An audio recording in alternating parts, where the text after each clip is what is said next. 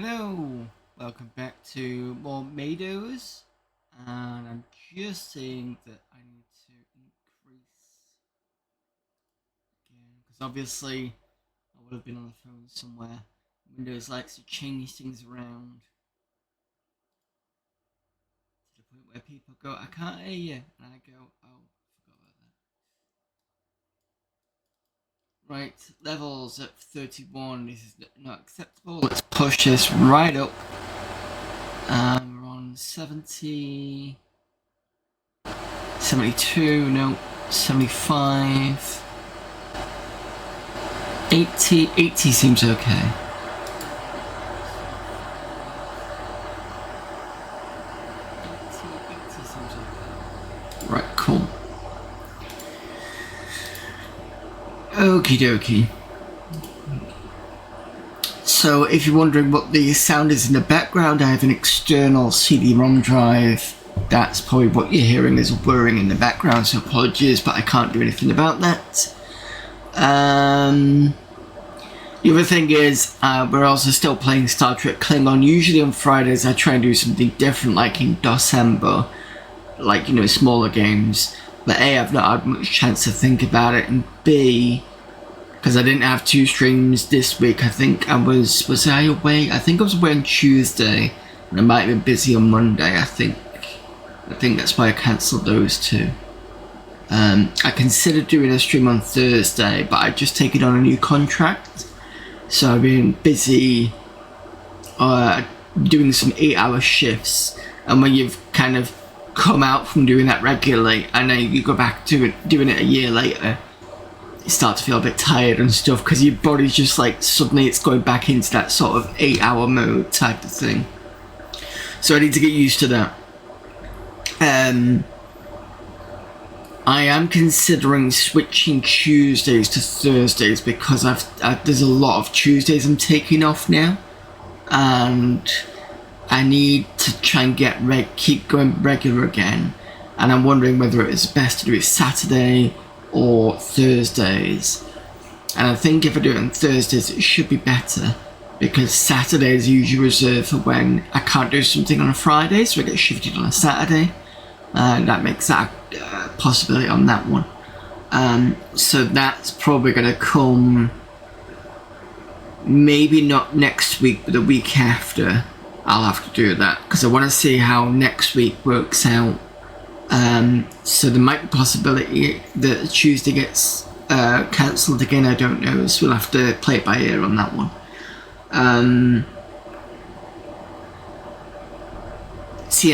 So what I'm going to do today is I'm going to play Klingon Honor Guard. I'm going to play Star Trek Klingon like I did last Friday, I think. No, it wasn't last Friday, it was last Sunday, was it? On Sunday?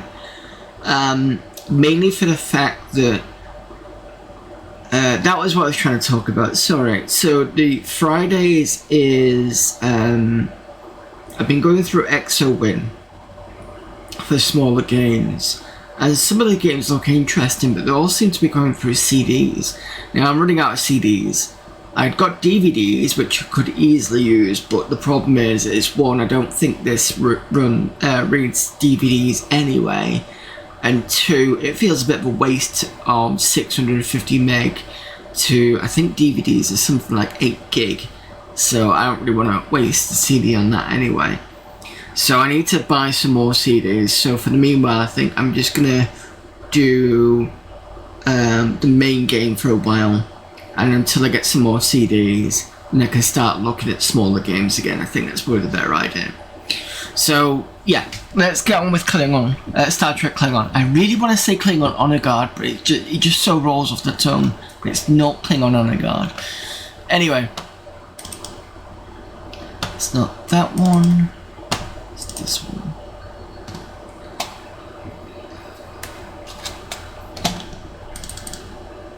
And we're going to go on enhanced audio, because it doesn't seem to break the system, so that's fine. Oh, the other thing to remind myself again is thank you to, let me get this right, Anton Mapton for the follow. So thank you very much. If it's going to play. Yes.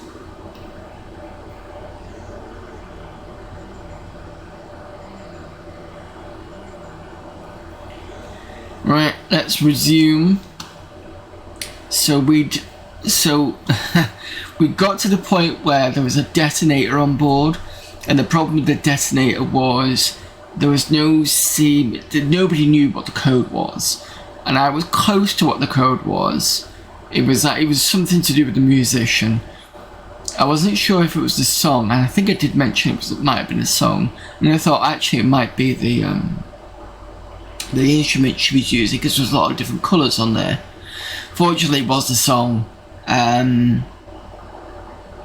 But yeah, that was just one of those things that happened on the F&B stuff. Some of the puzzles were music based, which if you weren't musically inclined wasn't very fun to work out. Anyway.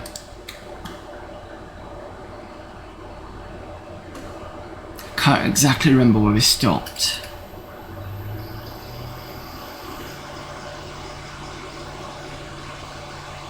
We also found out that the bartender had tricked us, so we were going to go back to the bartender. I think that's what we were doing.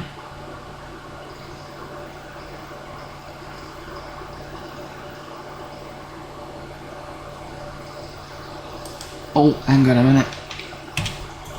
Nobody can hear anything, including me.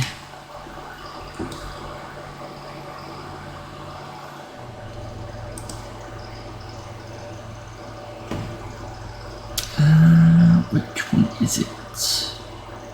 I think it's this one.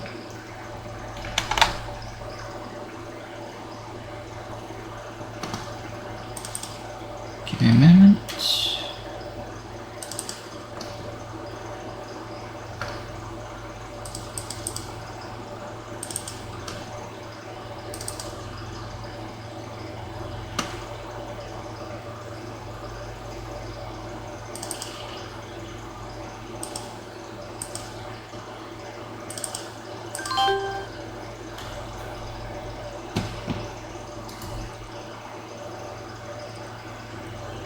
Alright, cool. Excellent. We can get back to that.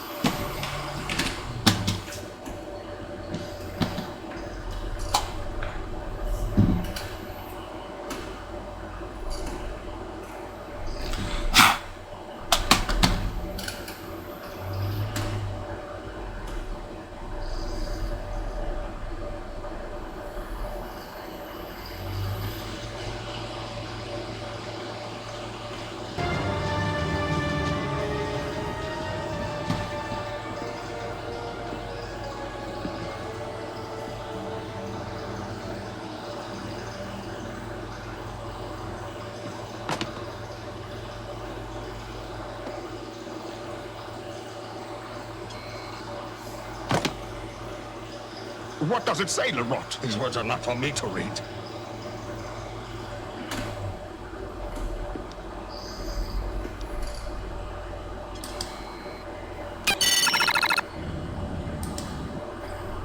Portable information interface device.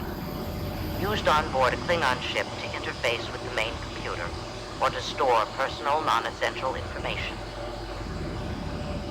Right, play that again. Hello there, Denarian. Portable information interface device. Used on board a Klingon ship to interface with the main computer or to store personal non-essential information. Okay. You have written a Gatka? An ode of respect for Lerot? Lerot is full of many old superstitions. He believes it is bad luck to speak proud words about himself. I will read it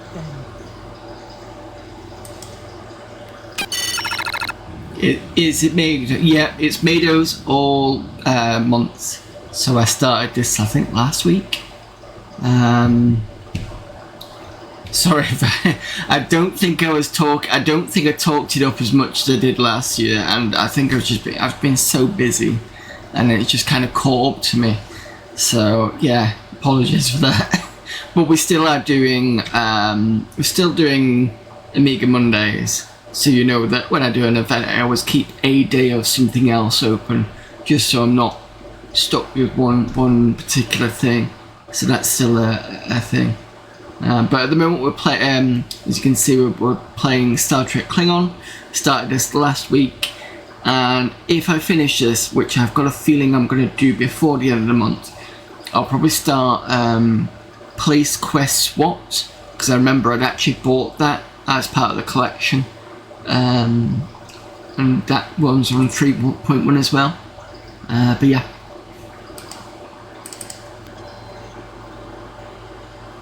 Lerat, House of Tignar, warrior son. At the Battle of Teth, he took many blows. At the Battle of Reth, he killed many men. His arms were strong to hold the Fatla high. His heart was fierce to keep the enemy afraid. At Teth, at Reth, at Legon, at Dumath, at Neman.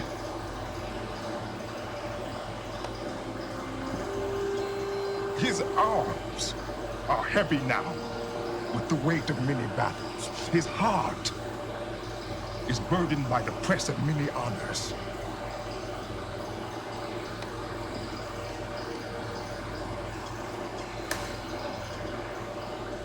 When he dies, the heavens will shake with the screams of his comrades, warning the dead, beware, beware. A warrior is coming.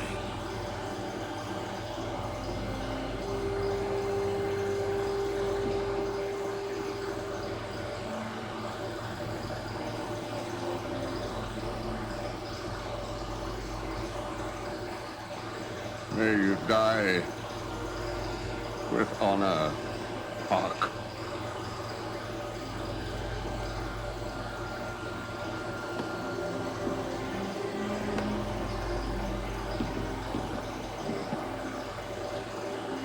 This is a true god. Oh. I see the makings of a warrior poet in you.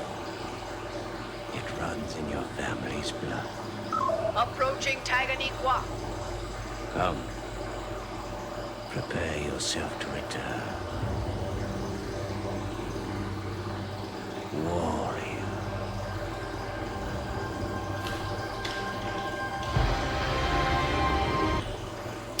Just gonna save this because obviously we don't have to go through that again. Post. No. Old man fist bump. Just, yeah, basically saying, yeah, we're fine now. So, yeah, that's okay. Your father would be proud of what you have done. The circle of vengeance is closed. House of Sepish can move on. The circle is not closed until we find the murderer of Thorn. Quaylon killed Vok. You have killed the assassins. Your traitorous guard is also dead. Who else do you expect to find? We still do not know who hatched this plot. The assassin said a Klingon! Of an ancient house! It has to be Vok. He is of the house of Inca. Other than the house of Sepish, no other house on Tanganyika is as old. Who else would it be? But the circle does not feel complete. If you had been able to slay him with your own hands as I did, you would feel differently. It is finished, Gowron. It is not finished, Qatar! I would speak with Gowron. The mate of the Vec who killed my brother may not enter the house of Sepich. You talk! Your men have ransacked my home, taken my belongings, my treasures. Fitting payment for what your house has done to mine. My mate was innocent. Let me speak. As head of the house of Sepich, I refuse to allow you to speak. Klingon, you are not the head of the house of Sepich. Puck is.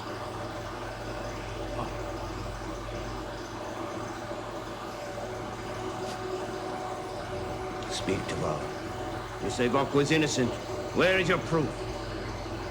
Bach had no reason to kill Tor. Proof was meant for me. Vok had many reasons to see me dead. True, Gowron. My mate wanted you dead. But Vok was no fool. Everyone knows what an honorable man Torn was. He would never have allowed a guest, Gowron of all guests, to be killed in his house. Think of the dishonor. He would die first, as he did. If a man wanted my mate dead, he could aim at you, Gowron, and know my mate would take the death himself. Who knew your father well enough to know this? And who will gain by Torn's death? Brother? The house of Sepich is an ancient house too. Is there a murderer among us? I'm gonna say him. You accuse me of killing my own brother? Why? I gain nothing. Nothing. Unless Puck were dead also.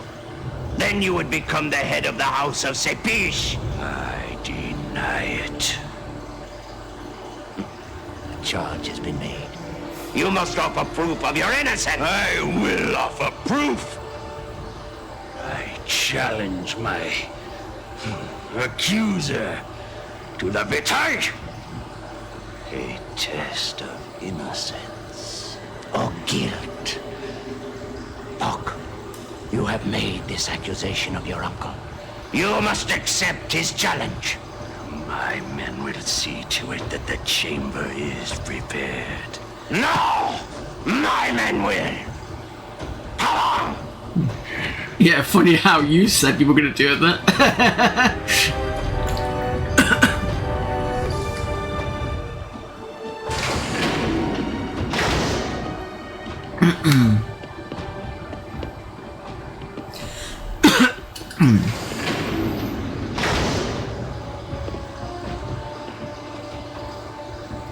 Hark! Son of Torn, the charges have been made. Klingon! Son of Kampak, the charges have been denied. You seek the judgment of Vitae! Klingon, choose your weapon.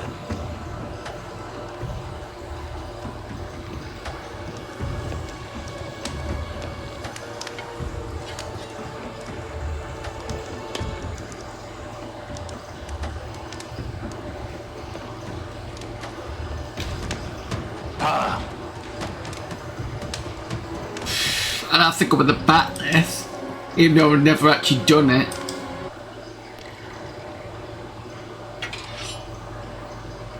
The weapons are chosen. The battle is to the death. To the victor goes the judgment of truth. Jesus. He's probably gonna kill me now.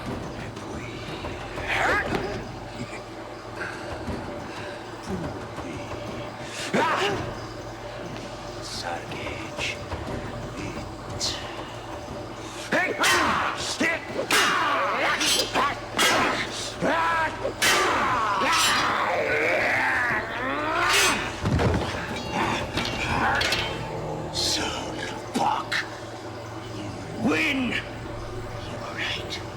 I killed Torn. I killed your father. He and Gowron would see us ruined. Give control of the alien colonies. We conquer their own rule. Jupiter Mark! Why did our grandfathers conquer them if they were not meant to be ruled?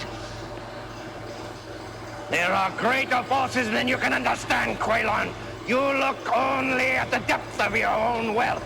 I must look at that of the empires, and the empire is on the edge of a new era.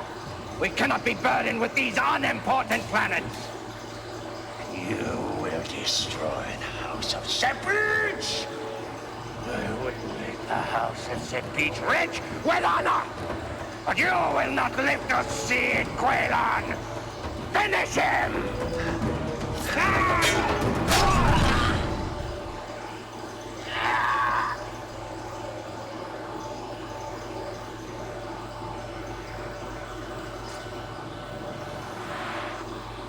It is finished. The circle of vengeance is at last closed. You have done well, my human friend. Better than I expected.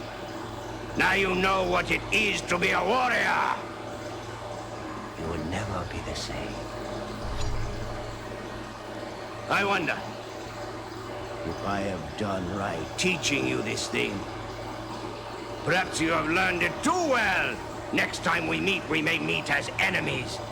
and you will know much about me, about us. But then, I too have learned much about you, human. Ah, it would be a good match. There is more to learn. Things you may have missed. Run this program whenever you wish, and we will travel this road again. Well, that was pleasurable. Short, but pleasurable.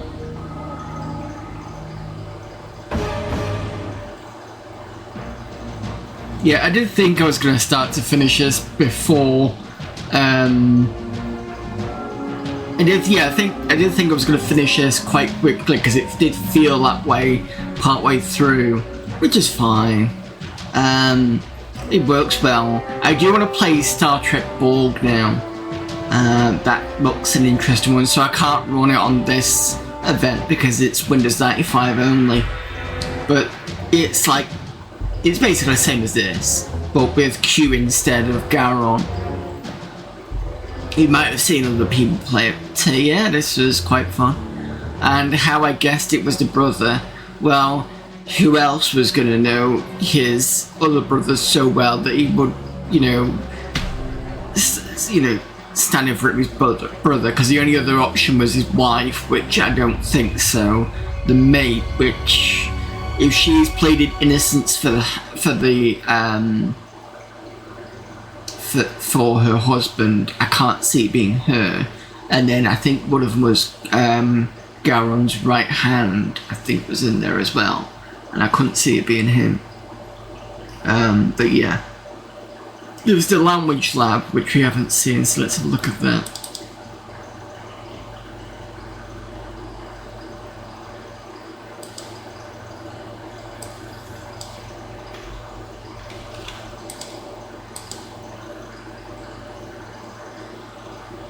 No, it's not. Let me look at the Omnipedia.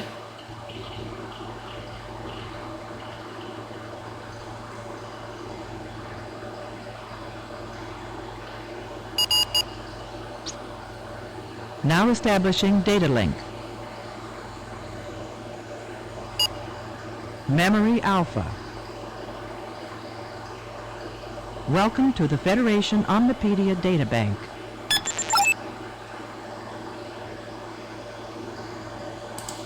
At long last, a guide to the ever-expanding universe of Star Trek that is complete, official, interactive. Ooh. Here, for the first time, the legend, the technology, the heroes, the worlds of the most popular science fiction saga ever are cataloged in an astonishing electronic database. Omnipedia, the first official Star Trek desktop database, will light a path from the glory days of the original series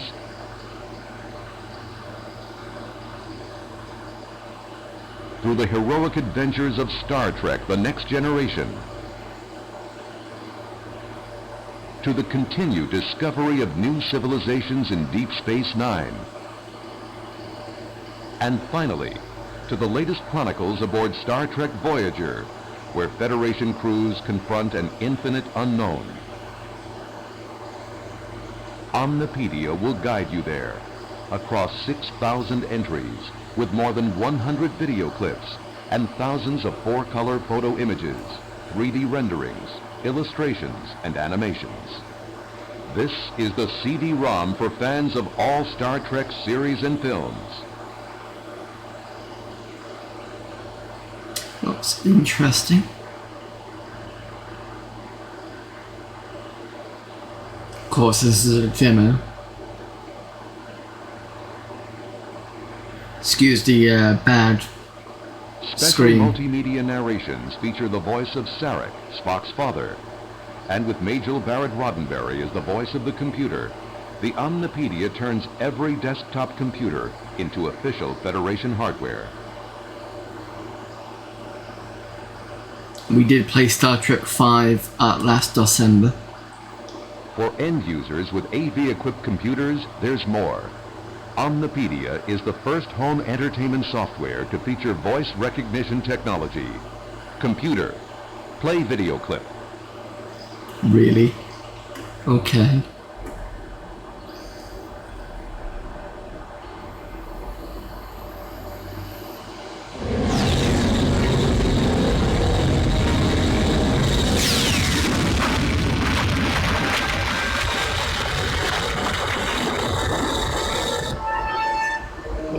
Laser beam is slicing into the saucer section. You're carving us up like a roast.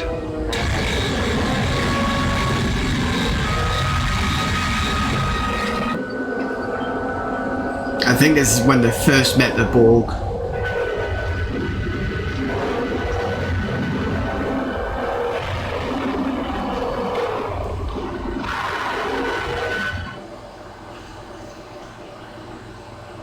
From the publishers of Star Trek: The Next Generation Interactive Technical Manual, this spectacular CD-ROM title is available for Windows-compatible and Macintosh home computers. Look for it. Available wherever quality software is sold. I wonder if I switch the video, because this is using the VGA card, and the only reason why is because Star Trek Klingon had an issue with it. So let me just see if I can play that again, but let me just change the video card back to what it was. I think.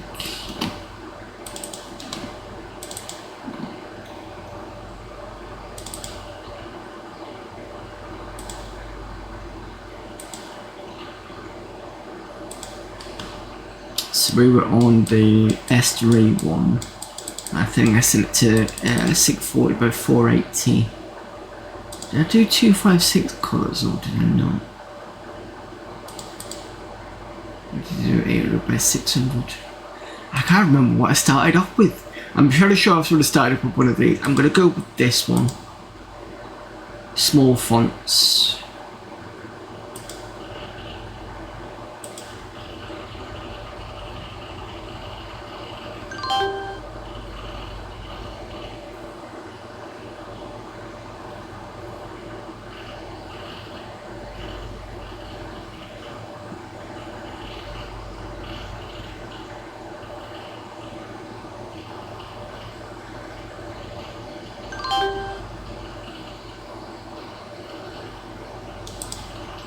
Yeah, it's better.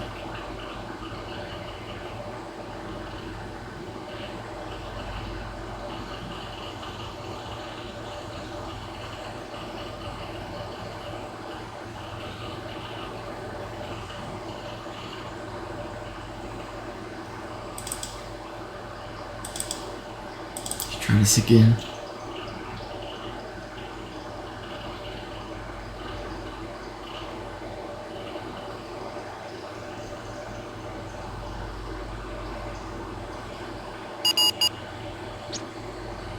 Now establishing data link. Memory Alpha. So it looks like the video is 640 by Welcome 480. to the Federation Omnipedia Data Bank. At long last, a guide to the ever-expanding universe of Star Trek that is complete, official, interactive. Yeah, look at that. For A the lot first better time, now. the legend, the technology, the heroes, the worlds of the most popular science fiction saga ever are cataloged in an astonishing electronic database.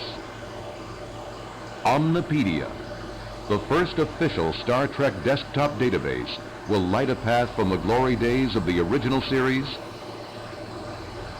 through the heroic adventures of Star Trek: The Next Generation, to the continued discovery of new civilizations in Deep Space Nine, and finally, to the latest chronicles aboard Star Trek Voyager, where Federation crews confront an infinite unknown. Omnipedia will guide you there, across 6,000 entries, with more than 100 video clips, and thousands of 4-color photo images, 3D renderings, illustrations, and animations. This is the CD-ROM for fans of all Star Trek series and films. And that bit's a lot faster. Special multimedia narrations feature the voice of Sarek, Spock's father. And with Majel Barrett Roddenberry as the voice of the computer, the Omnipedia turns every desktop computer into official Federation hardware. For end users with AV-equipped computers, there's more. Omnipedia is the first home entertainment software to feature voice recognition technology. Computer, play video clip. Let's see how well this looks then. Yeah, look at that.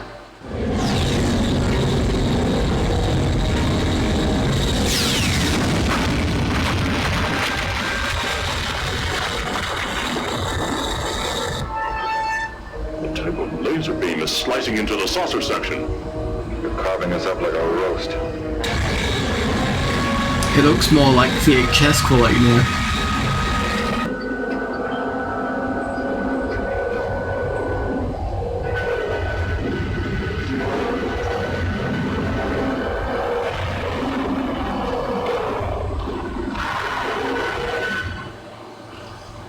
From the publishers of Star Trek: The Next Generation Interactive Technical Manual, this spectacular CD-ROM title is available for Windows-compatible and Macintosh home computers. Look for it, available wherever quality software is sold. There you go. What does resume mean? At long last. Oh, he does it again. Great, I didn't want that. Now, what does this one do?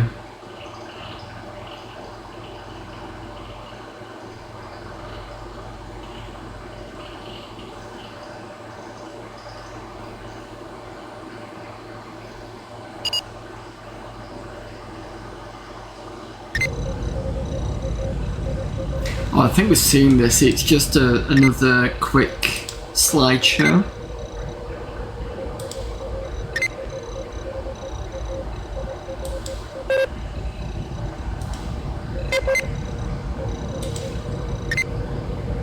Yeah, okay. Okay, so that is it for Star Trek Klingon. I might as well get the new one, the new game sorted. So it's another CD-ROM title.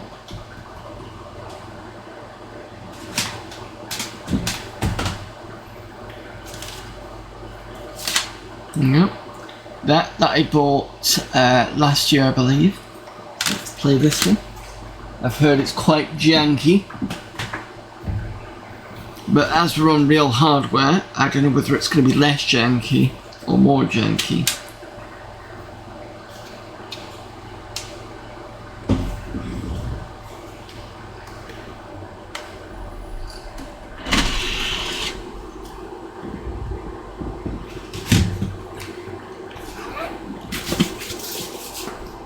Plus, with it being about 3 CDs, it should last us for another few sessions, at least anyway.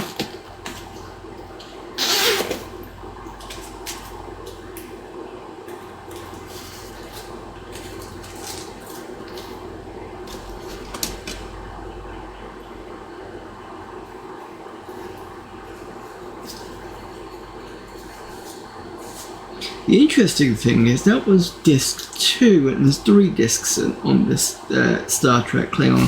So maybe there's like another path you could do. I'm not quite sure what that would be, because I'm pretty sure I got the right person that was supposed to get. Because he did admit that he was the one that killed the father. Well, yeah, kill the father. Of course, if there was multiple people doing it as well, but he didn't say it there.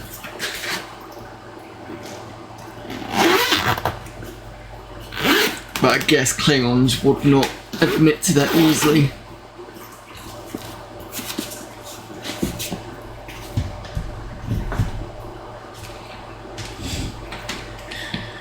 Right, let's have a weird way of installing.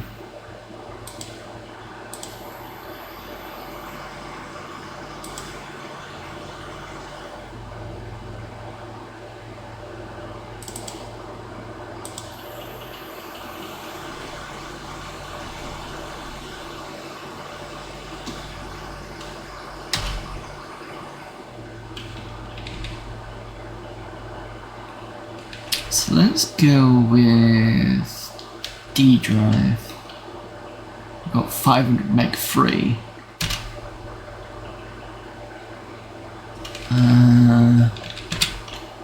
Yes.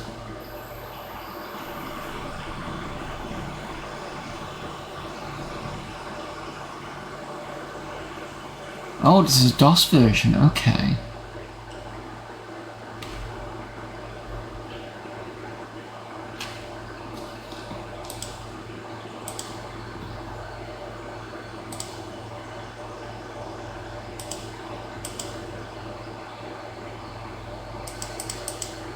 Might be this one I needed to do.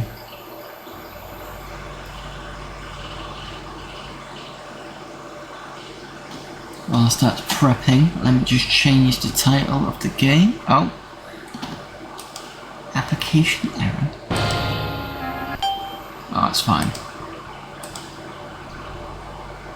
Setup needs to test your system. Yep. Your system is correctly configured for playing WAV files. Yep, I've heard that. That's fine.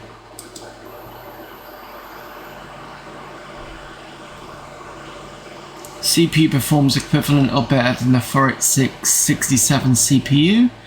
Your operating system is Windows 3.1, meeting the requirement of a 486-33 CPU and Windows 3.1 Police Quest. Yep. Let's test the video now. I can't see what it says, so I'm just going to say yes. Okay, I'm assuming that's correct. You know what? I think we're going to just reboot this. Because the Windows section is broken a little bit.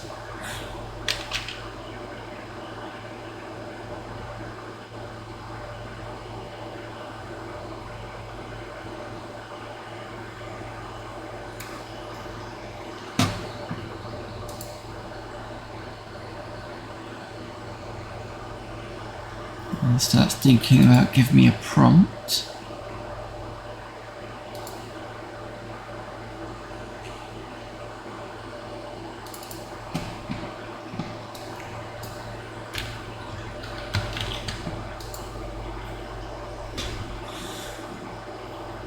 Are you going to give me nothing? Fine, reboot the old-fashioned way.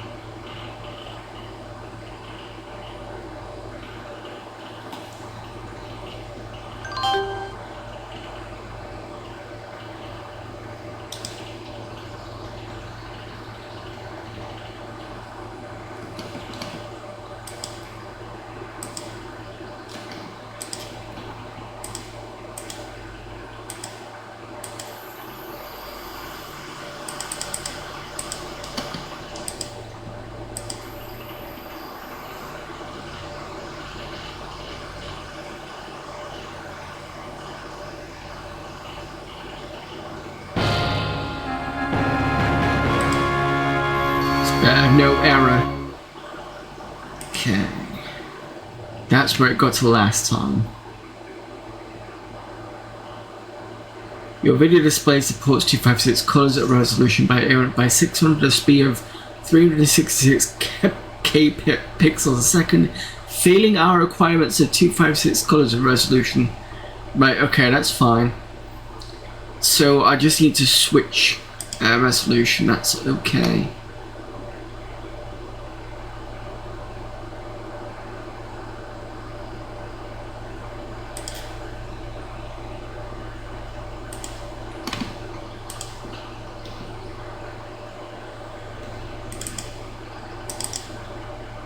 It's not a problem.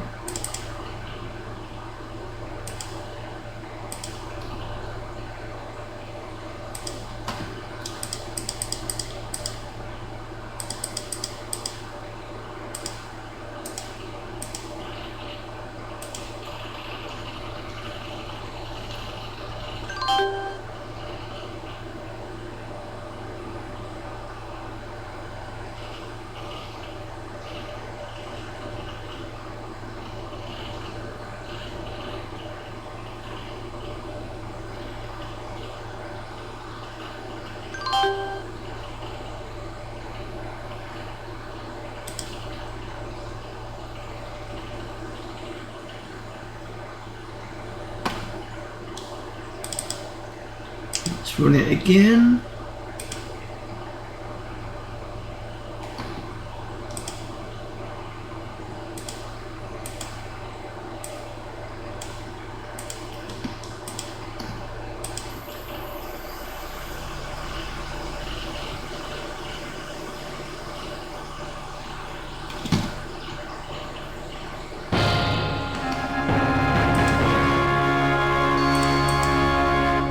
I do like the fact that it remembers where the last test was.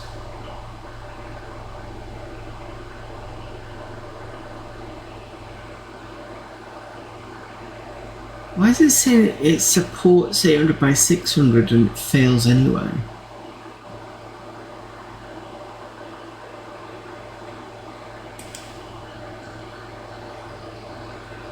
I've changed it. Sorry, I'm just gonna reinstall it anyway.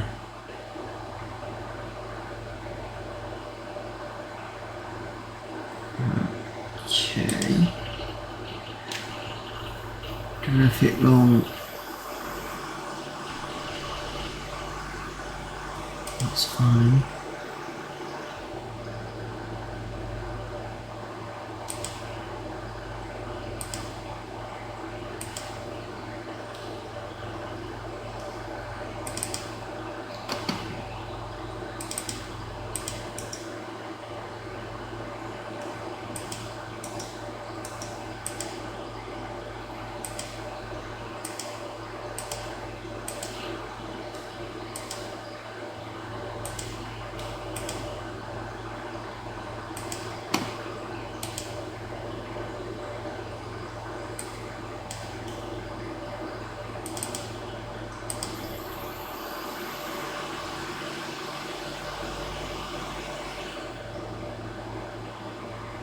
See, Windows 3 has a certain amount of these you can put in. It doesn't let you put loads of them in. I'm assuming maybe a lot of people only had a certain resolution, so they couldn't actually allow you to have more than one, well, more than this many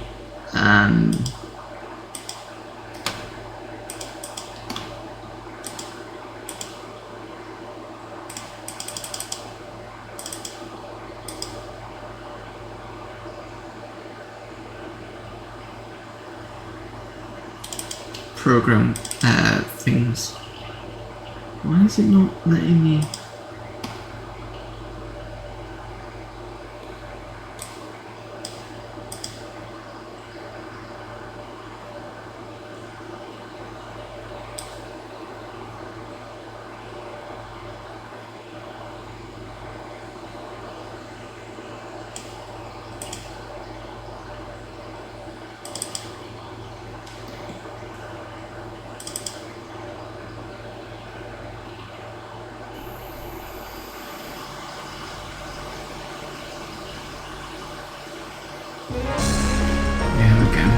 See how this runs.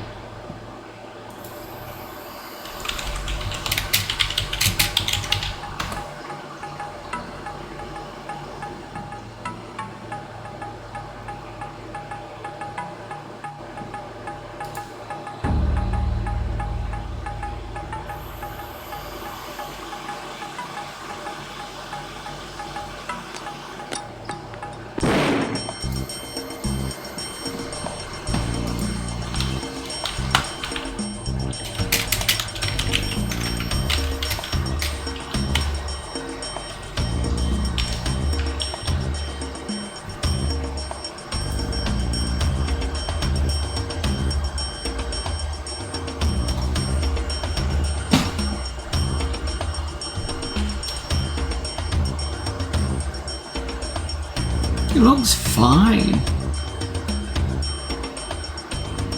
I know it was slightly lower than what it wanted.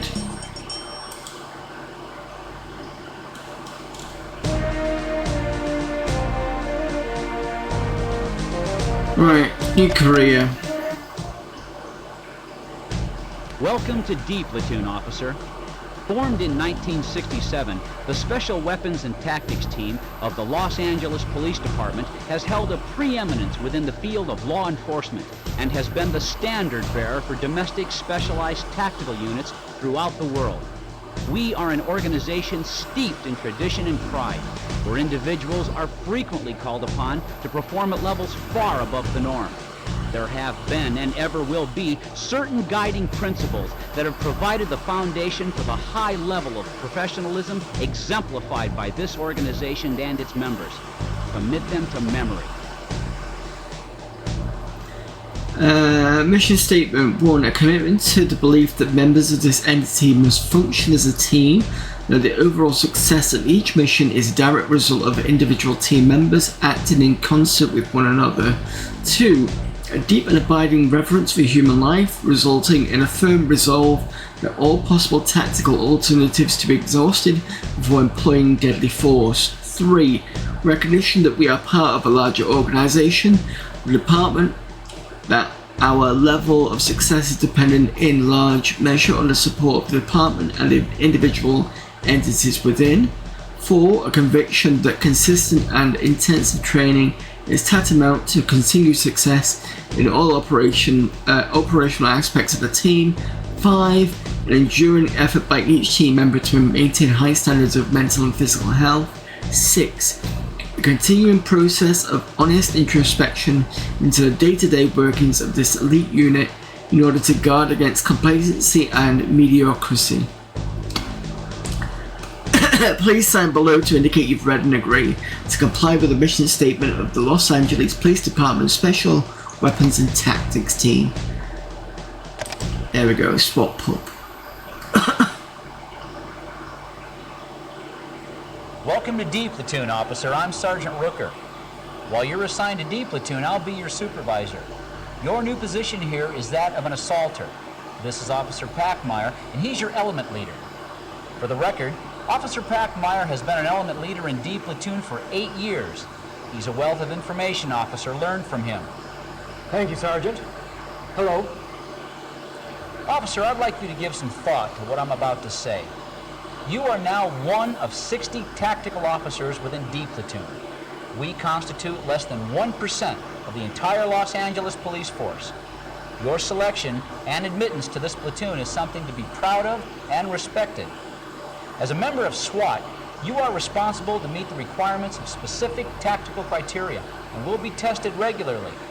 Anytime you should fail to meet these requirements, you will be encouraged to train up. Remember, your level of physical fitness, your firearm proficiency, and your understanding of tactics affects the entire team, and the team concept is what we're all about here.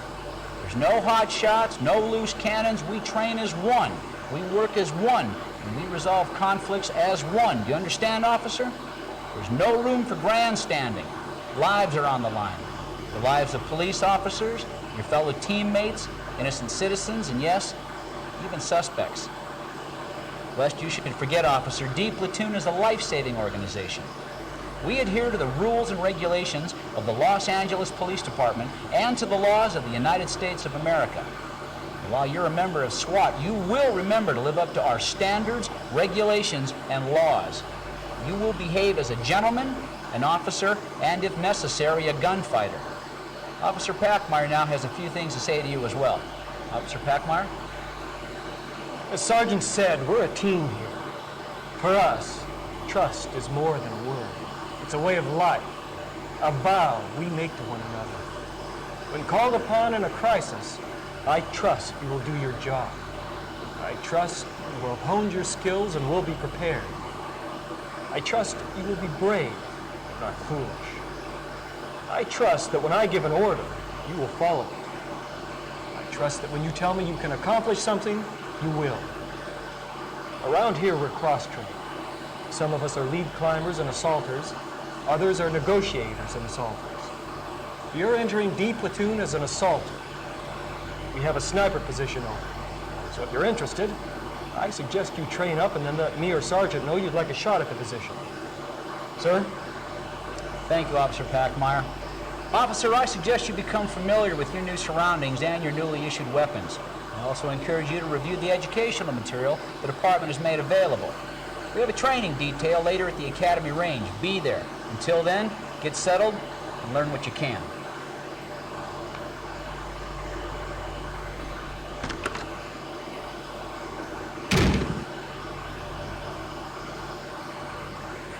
Okay, what we got?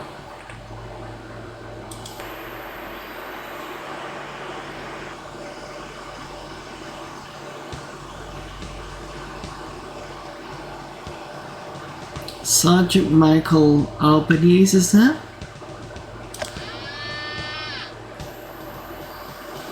What skills are important for a crisis negotiator? There's a variety of skills that we're looking for. One is basic verbal skills, the ability to communicate, to think quickly on your feet and to respond, to be an active listener. I mean, it's one thing to be able to verbalize, but it's sometimes more important to be able to hear what someone's telling you. They may be telling you something, but you're so focused on trying to get out some verbiage that you're not listening to them. So the listening skills are a real critical part of the process. The other part is just having sound judgment. I know that might sound trite, but someone who has sound judgment, just good common sense, and someone that really has a healthy attitude toward themselves and others, and can understand. I mean, because the scenarios vary so much. You will have a situation where you'll have someone who has a history of some mental health problems, and when you listen to that type of dialogue, it's obvious that they're not with the rest of us. And at times it would be easy to mock or make fun of, and which is absolutely inappropriate. Someone who, where there's a chemical influence, be it illegal or legal or whatever, the plot thickens, to what I would call a desperado who's done some pretty heinous crimes, and what you're trying to tell this individual is that, yes, there are people that care about you, and you have compassion for them, and yes, I would like to be your friend. And it really takes an exceptional kind of person that can do that, be convincing, be sincere, but can make the distinction between what their role is and not get emotionally attached.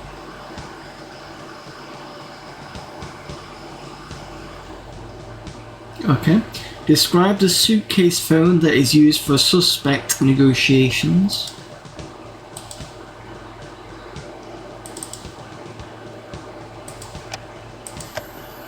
The suitcase is essentially a switching station.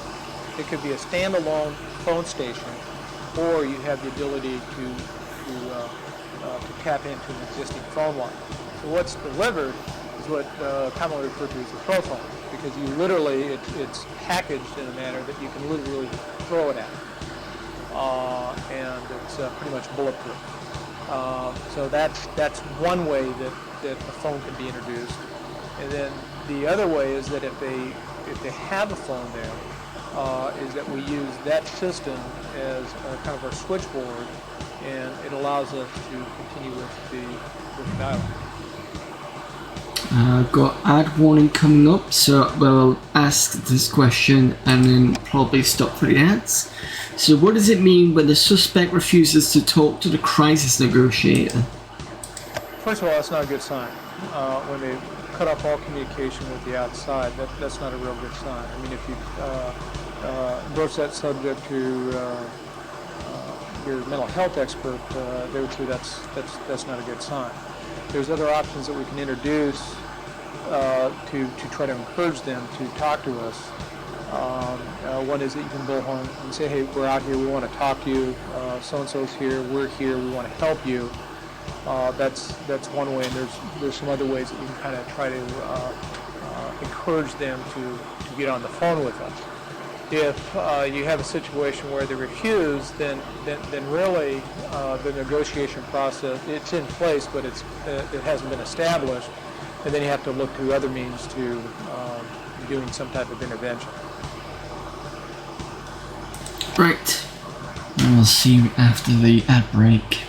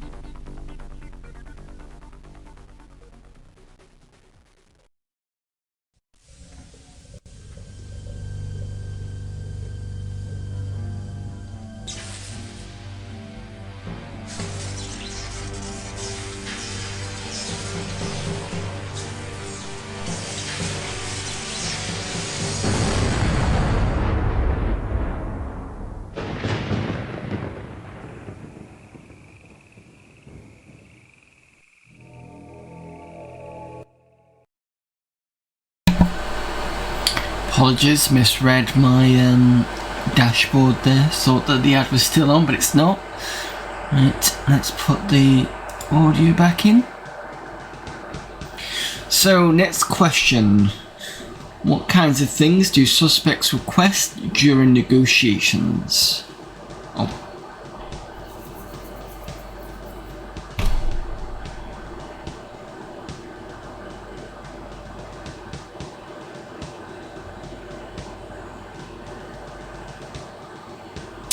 Again, apologies, nothing's happened so far. I thought that the ad had ended, but apparently it didn't. So now it's ended, I hope. And yeah, welcome back everyone. So, next question. What does it mean when the suspect refuses to talk to the crisis negotiator?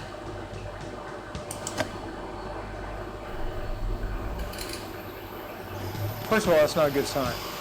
When they cut off all communication with the outside. Oh, wait. We did see that, sorry. What kind of things do suspects request during negotiations? That's the one that we should have been on.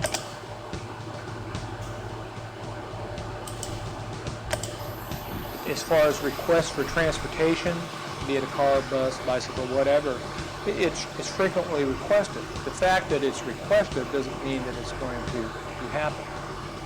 There's requests, food, money, transportation, to speak to someone else. Those are all negotiable items. I mean, we read about it every day that the suspect wanted this, and that, and in reality, he may have been allowed to speak to a girlfriend when he was taken into custody. What do you do on a call up involving a barricaded suicidal person who has not harmed anyone or taken a hostage? What we try to introduce is that a caring, listening voice that wants to hear what they have to say, and usually the delivery. Verbal delivery is very slow, deliberate. I hear you. Why don't you tell me more? It sounds like you're angry. It sounds like you're frustrated. I can understand that. And then what we can do is introduce. I use the word introduce, but we can introduce some other agencies that are more conversant with the helping aspect, the follow-up aftercare, if you will. And we can steer them in the right direction. There's a time in law enforcement where that wouldn't have been discussed. But these are different times. There's been a lot of growth in law enforcement and within the community. We're a lot more sophisticated now. And there are folks that have some real problems. And diverting them sometimes from the criminal justice system into a program is more appropriate. And I think if you talk to any of your journeyman police officers now, they would agree. Hey, he doesn't need to go to jail, he needs to go elsewhere. So we're familiar with the services that are available, and we have a relationship with those folks. And if it's a situation where really they needed to be diverted elsewhere, we can make that happen. But I say that in the same sentence I'll say is that we definitely know the difference between a bad guy or a desperado, and it may appear that we're kind of being wishy-washy or kind of too comfortable in our dialogue with him, but we know where they will go. They will either go to jail, or if they become threatening and antagonizing the situation, or becoming a threat to you, whomever, that we're absolutely not afraid to use the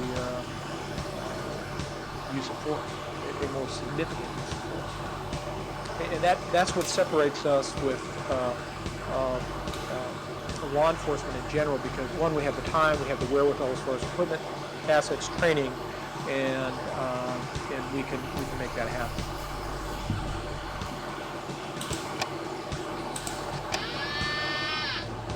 We've got Sergeant Andy Lamprey here.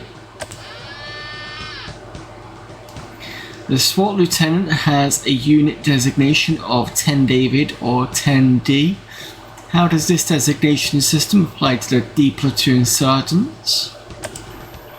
There are 6 sergeants assigned to D platoon, and they're designated with the call signs of 20 through 70 David, 20, 30, 40, 50, 60, and 70. And it's based on a seniority type of thing. When you came into the unit or assigned to SWAT as to what call sign you receive. As a sergeant retires or moves out of the unit through promotion or otherwise, it trits out, then the next sergeant in line moves up and he becomes that leaving sergeant's or that departing sergeant's call sign. What are some of the prerequisites for a SWAT officer candidate?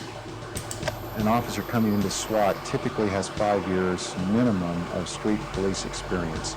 And so they're seasoned veterans by the time they are accepted into the SWAT platoon. Part of the selection process includes the passing of a physical fitness examination consisting of an obstacle course run and a physical fitness qualification test. Both very strenuous tests, and they must successfully pass those before even being considered for a further testing process to determine their suitability to enter the SWAT platoon. So any officer who applies for this unit, almost without exception, in fact, I've never seen a case where they haven't been in good physical shape by the time they're selected here. They know they want to come to SWAT, and they prepare to do that through an intense workout program and getting into shape. What is a post-incident debriefing? The post-incident debriefing consists, and I alluded to it in my previous response, of finding a location after the dust is settled, the suspects are in custody, or the incident is completely resolved, where we can sit down and we can critique honestly how that incident went. If we did a good job, then we'll say we did a good job. If we did a bad job or somebody dropped the ball during that process, then we identify that individual and we discuss it. You can't be thin-skinned to work in this unit because we are in that constant mode of looking introspectively to find out how we can do better. And so that post-incident debriefing is a way of improving our performance and of trying to make sure that we don't repeat any of our mistakes. And capitalizing on our successes also. What brought about the relatively recent decision to train some SWAT officers as emergency medical technicians? Over the last few years, as the environment has become increasingly hostile within the city, the fire department has taken a posture that they will not enter a hostile fire zone where there is hostile activity that might endanger the lives of the paramedics. And so they have taken, and correctly so, a position that they will not enter that until it's declared safe. That does not, however, say that what do we do with an injured officer or even an injured suspect until we're able to get a paramedic on scene. And so we saw a very real need to have medically trained people on site that would be able to assist a downed police officer or even a wounded suspect or a citizen and to preserve their life until we could release them to the care of a paramedic or a licensed physician or a hospital care unit. And so we began looking into the EMT program. And it was developed about 2 years ago. It's been very successful. The EMTs are fully equipped with all of the necessary tools to administer life-saving first aid. And as I mentioned, they're supported by the physicians. And it's currently in the process of an expansion. We hope to expand the EMT program throughout Metropolitan Division. So you said 2 years ago, so this came out in around 95, so we're looking at 93, 92, something like that. Do D platoon officers ever work undercover? Rarely. Once in a long while, if the other two field platoons find themselves depleted of personnel, we may become involved in some sort of an undercover operation, but it's on a fairly limited basis and it doesn't happen very frequently. Are there any myths about the SWAT that you'd like to dispel? I think that maybe the most prevalent thought that is out there in society is that SWAT is comprised of a bunch of beady-eyed killers. Guys that come to work each day hoping to be able to squeeze the trigger and kill somebody. And nothing could be further from the truth. We have a high reverence for life. We pride ourselves on being able to resolve a very dangerous situation peacefully without harm to either the officers involved, citizens, or even the suspect. We take great pride on being able to move stealthily, covertly, undetected, and being able to end a dangerous situation without having to resort to deadly force. unfortunately, we do have to resort to deadly force, and it's become more and more frequent over the last 12 to 18 months. We've been involved in more shootings in that short period of time than in the previous 20 or so years, 25 years that we've been in existence. So it has been, it's a hostile environment. Dealing with bad guys is a dangerous business, and sometimes we're left with no other choice than to meet the force that they meet us with like force, and frequently that's deadly force. But I would dispel that rumor that nothing could be further from the truth, that we are not that killer type that so often I think is portrayed in the media or whatever source it may come from.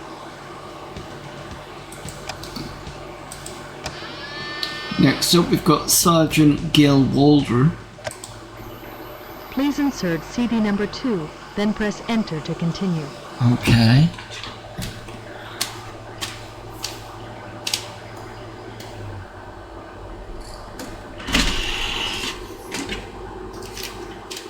Wasn't expecting that, but there must be a load of video on here.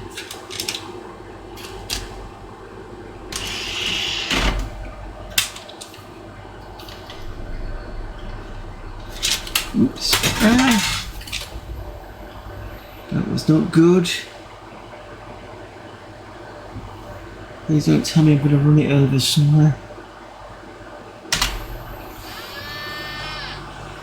Before we carry on, I need to find the CD.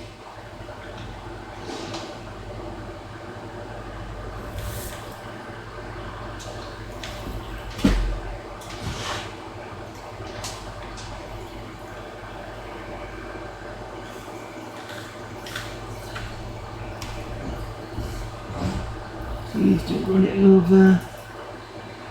It literally came off and rolled that way, and I'm like, and the problem is that I can't see the bloody thing. I'm pretty sure it went this way. Damn it.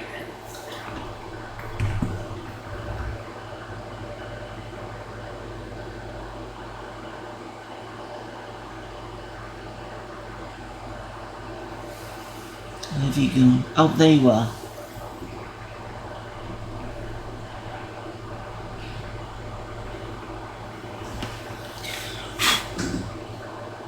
God for that.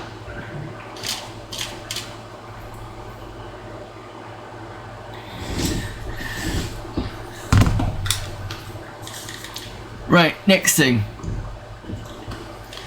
How does a SWAT officer become a sniper? I'll be real truthful with you. In the past, it used to be the new guys were put into the sniper team, and what happened was, yeah, they're anxious at first, but later on, they want to move on to what we used to have well-defined positions, where you were a rear guard, you were an observer, which would be really a sniper. He works with the sniper. He has his own sniper weapon. He has his own assault rifle. But, then you have the scout, which is probably a very coveted position because he assists the element leader in scouting out any mission that we may have, whether it be a high-risk warrant or a barricaded suspect or a hostage rescue mission. So now we have tried to emphasize that we want the best to be snipers, meaning they should be the most physically fit. They should be people that desire that position, not necessarily just the new guys. So we have a mix of new people and veteran officers. How important is the cold barrel shot? It's extremely important because of the fact when you deploy your snipers, that's probably the shot that's going to count. You don't take practice shots. You're in position. There's no way you could if you wanted to. There are other weapon systems, such as non-lethal weapons, that we can take because we're not able to train with them because of expense and just we don't have a lot of these weapons that we use in a non-lethal environment, in a non-lethal situation, such as the R1, which is basically a rubber bullet, 37 millimeter. Then you have your beanbag rounds that are fired out of the shotgun clip. We can train with those every once in a while, but we just don't have the money to do it. So maybe we'll take that off somewhere away from the scene if we're planning on deploying it, and we can take a couple of shots. But you can't do that with sniper because he's going to be deployed in a position where he's also feeding intelligence to our tactical team on what he's seeing. He and his observer are watching because they are deployed as a team. And so he doesn't have that opportunity. So the shot that he takes is going to be a cold barrel shot. So when we train, we take a cold barrel shot. Now we want to know, where does that strike? And there is a difference of where the cold barrel shot strikes as opposed to the next few rounds that you fire on another target for grouping or for a pattern. And that's simply because of the heat of the barrel and the fouling in the barrel. If the weapon is clean, you know, it's going to affect the movement and the trajectory and the spin or revolution of the round. You know, there's rifling in the barrel. If there weren't rifling, the round would not be as active. Everything is so important. If the ammunition is sitting in the sun, or it is an extremely hot day or an extremely cold day, it's going to affect the rise or the drop of the round as it moves downrange. As I explained to you the other day, the trajectory of the bullet is not flat, it is arced. And so at any point along the range, you're going to have a little bit of rise as it goes out, and then there's going to be a point in time as it goes out, say 1,000 meters, where it's going to drop. Say at 300 or 400 meters, it's going to maybe start to drop. And it depends on the weapon and the velocity and what load the bullet has been. Those who make the ammunition, 168 grain, 165 grain, 110 grain, 308 ammunition is what I'm talking about. So it all depends on that. So it's important that we train with that cold barrel shell. And finally, what are the responsibilities of the sniper observer team? They provide cover. That's the most important thing because the security and safety of our officers is paramount.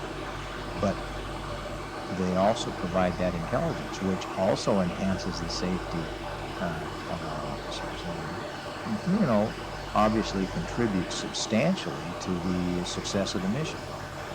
So we need to train in that. We need to train the observer to watch. If the sniper should have to take a shot, he needs to watch to be able to tell the assaulters if the suspect is down or when to move. It's critical to know if, heaven forbid, there should be a miss, that there has been a miss. Because the sniper, when he fires that, obviously from the recoil of the rifle, he's going to lose momentary sight on the suspect. The observer shouldn't. He should have eyes on all the time. Okay. Anybody next? Sergeant Robert Brennan.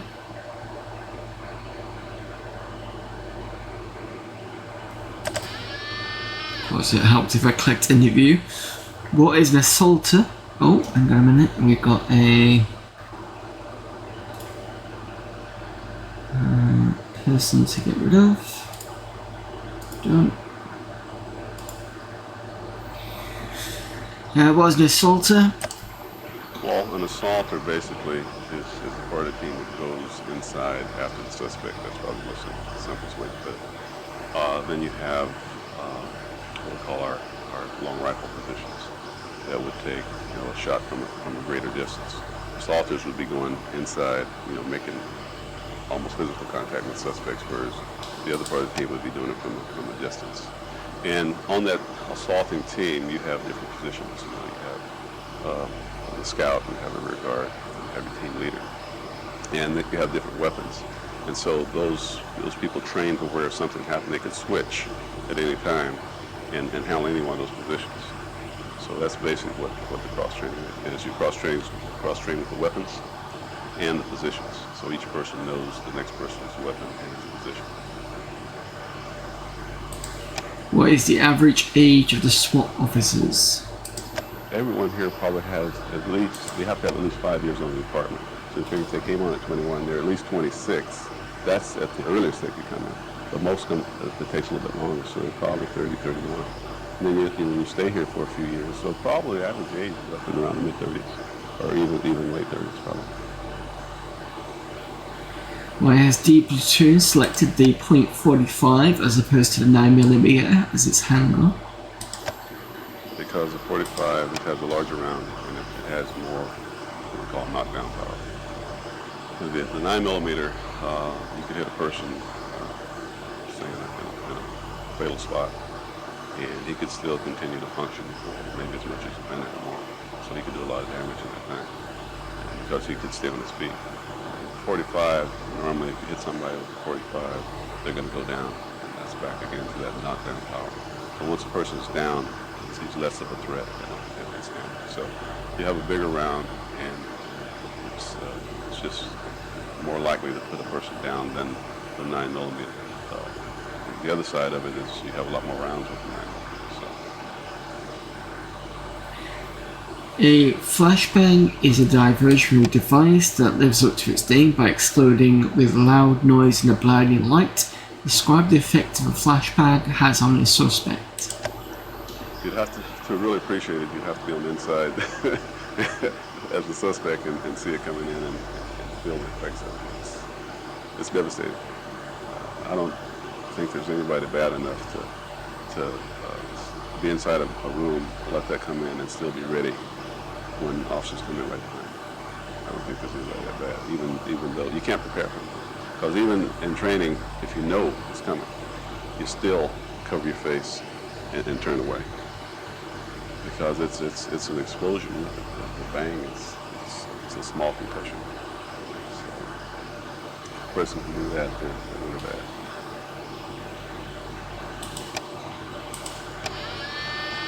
We've got Sergeant Albert, is it Precaido, is it? I'm not sure. Tell us about your early days in SWAT.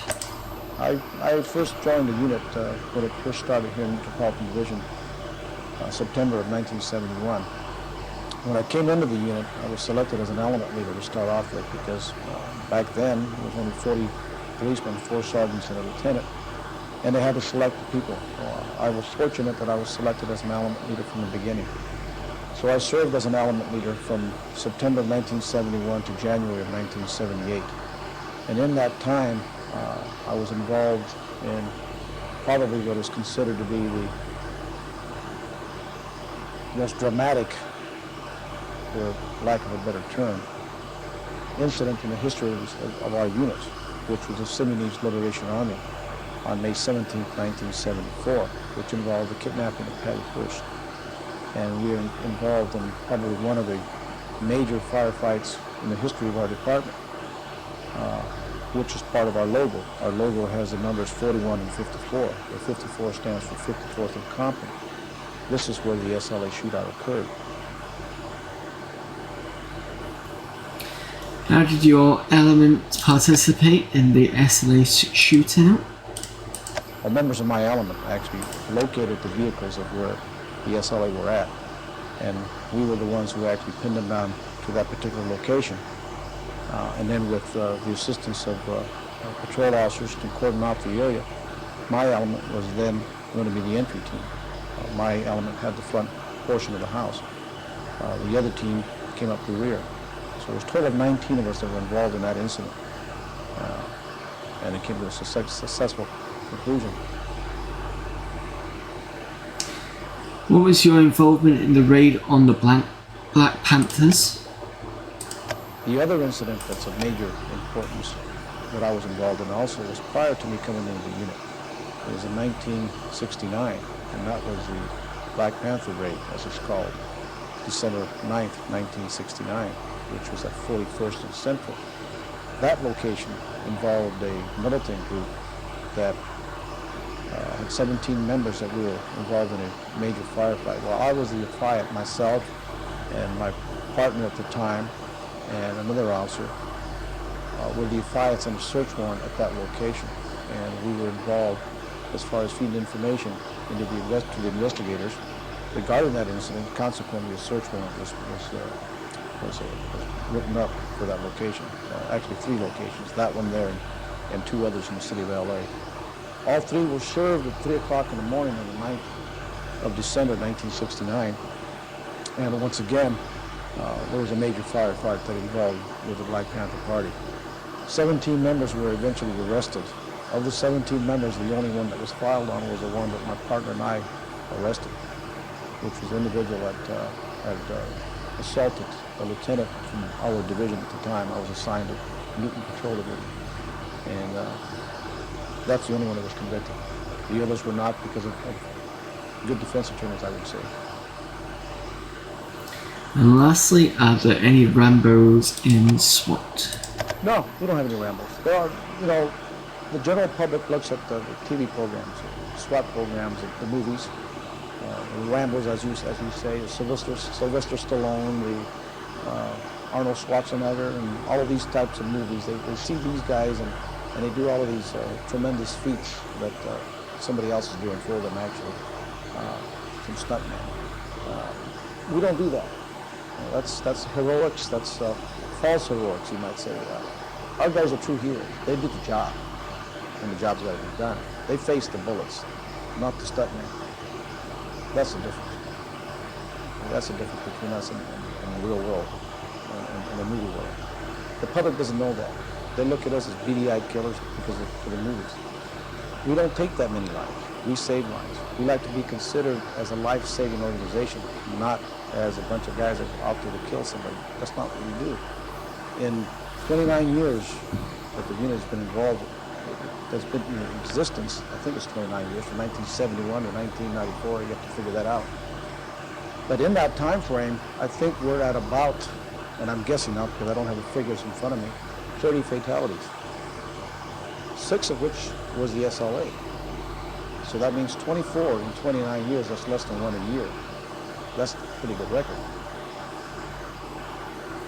Now, I did say that about when we were listening about the EMTs, and he said that they came out 2 years ago. So I said this is 95, or it came out in 95, it's probably going to be out in 93 or 92. But this guy's confirmed on that video, this is 94.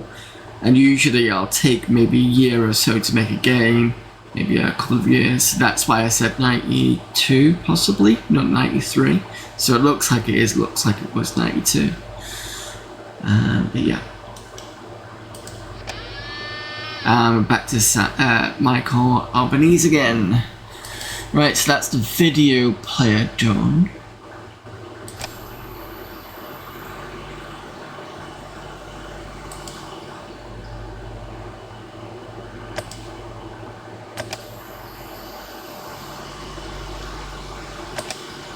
Please insert CD number 1, then press enter to continue.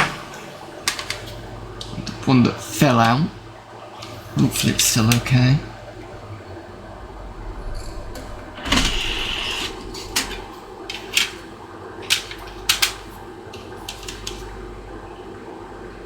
Looks relatively okay.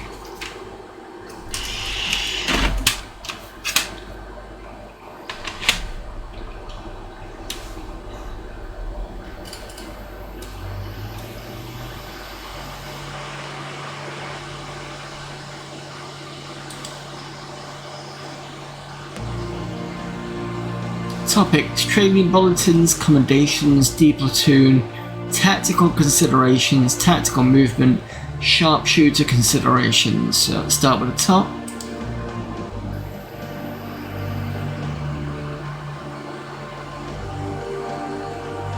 Use of force policy.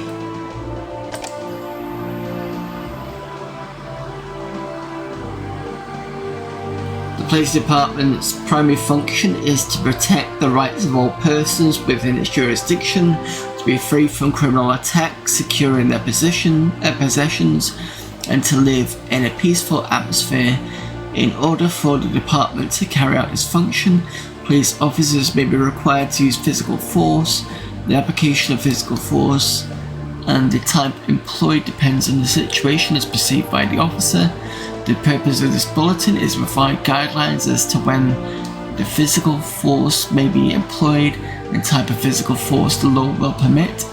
However, guidelines cannot cover every possible situation presented to the officers. Therefore, officers must be reasonable in their actions and demonstrate common sense when employing physical force. Use of force policy. The department's use of force is as follows. In a complex urban society, officers are daily confronted with situations where control must be exercised to the effect of arrests and to protect the public's safety. Control may be achieved through advice, warnings, and persuasion, or by use of physical force.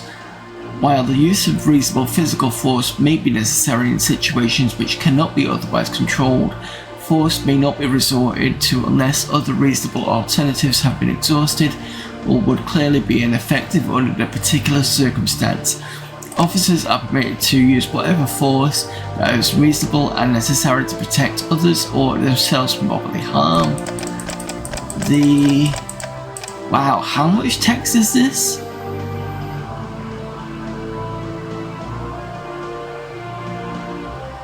Am I going to read all of this? I mean, I thought it was only a small amount, but might skip this part.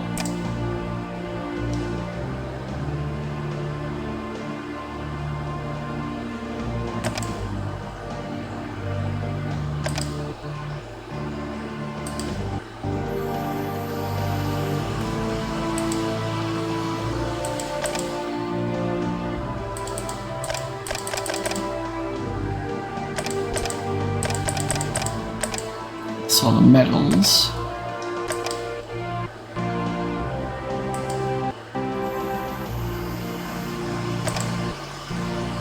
Okay, so you got the history of D Platoon, which I'm not going to go into.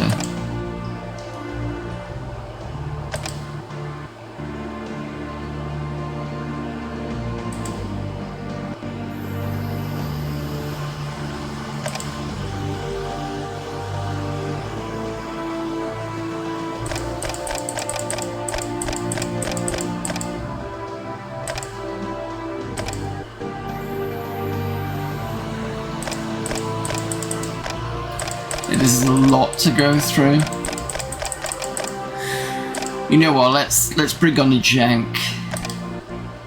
It's probably more entertaining if I try and fuck up. What we got here. Keep your weapon in working order. Learn to recognize body language skills. Develop your self-defense. Make use of your mind. Passerby. Handcuff woman. Key broken. Paperclip. 50-minute open cuffs just released from prison. High tech. Best learn by doing it themselves. Learn by example, listening or reading. And then this, I'm not quite sure what this is.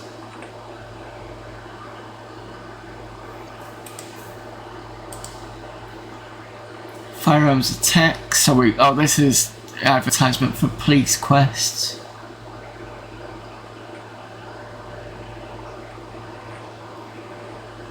A lot of promo material there.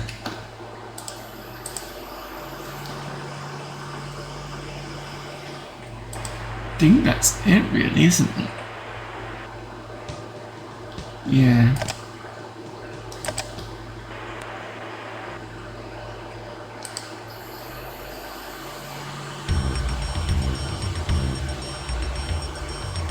I'm assuming this one's where we need to go.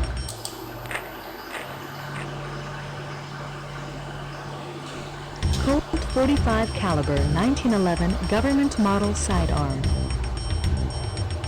Heckler & Koch MP5 9mm submachine gun, the ultimate close-quarter battle weapon.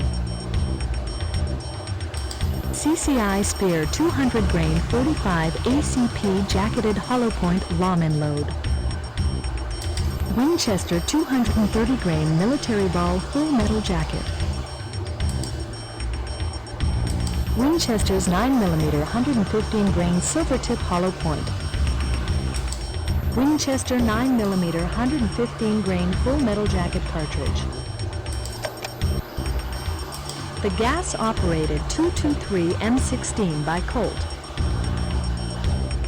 The Benelli Super 90 12-gauge semi-automatic shotgun. 12-gauge Magnum Ranger double-aught buckshot. Winchester 12-gauge 2 3/4 1-ounce rifled slug shotgun shell.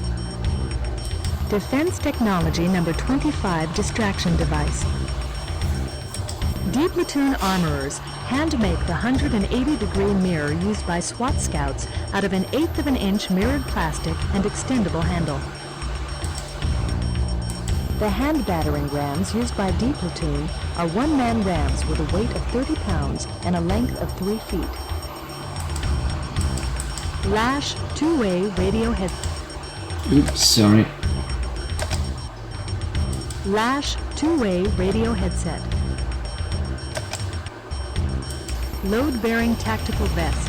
This vest provides the tactical officer with 2 advantages: ballistic protection against high-velocity ammunition and the ability to strategically position tactical equipment. Tactical utility belt and holster. The SF-10 Avon gas mask. Ballistic helmet. The hood used by D Platoon is made of the fire-retardant material Numix. Wearing hoods offers protection to the officer's face and neck when encountering chemical and gas explosions. The gauntlet-styled gloves worn by D Platoon officers are made of the fire-retardant material Numix. Wearing fire-retardant gloves offers protection to the officer's hands and wrists when encountering chemical and gas explosions. KV-4 rectangular ballistic shield.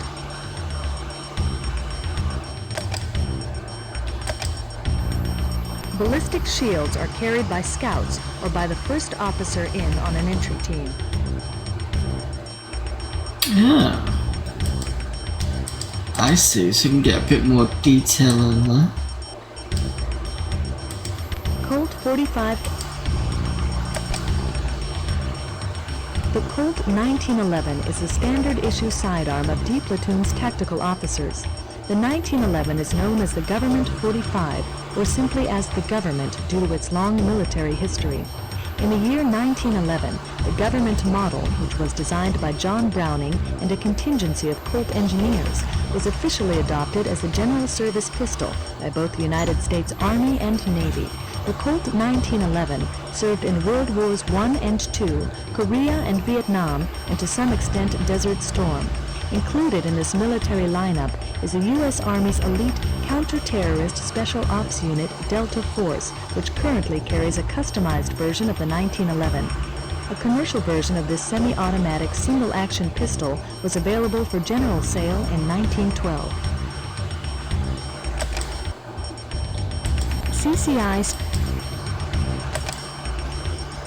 CCI Spear's 200 grain 45 ACP jacketed hollow point is nicknamed the Flying Ashcan due to its width, girth, and bluntness.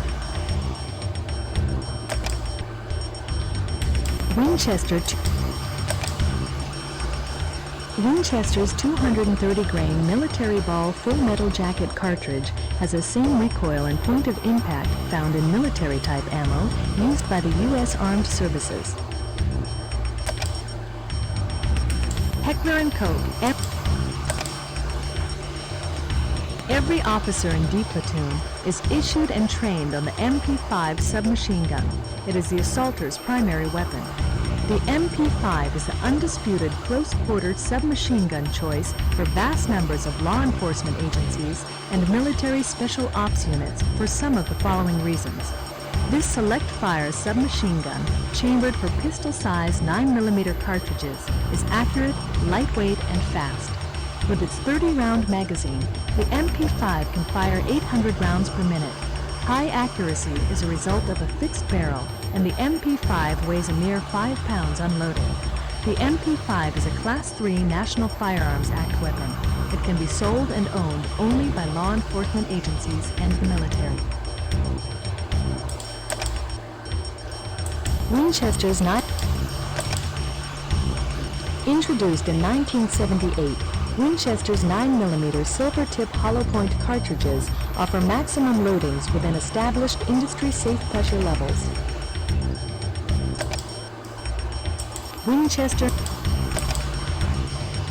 The Winchester 9mm 115-grain full metal jacket cartridge is designed to penetrate, not expand on point of impact.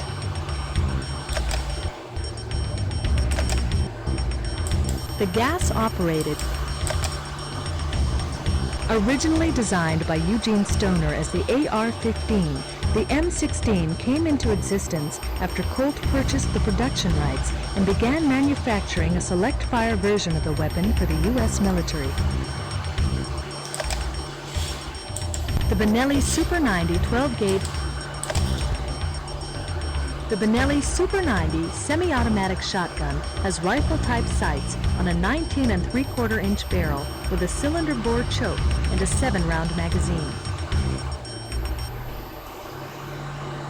Each tactical officer in D platoon is issued a Super 90 semi-automatic shotgun and is required to meet qualification specifications with the weapon. While other members of the entry team carry the MP5, the rear guard position is assigned to carry the Benelli shotgun. To enhance the tactical officer's performance with the shotgun in low-light situations, D platoon armorers mount a surefire light assembly onto the weapon. Looks like a mag light to me.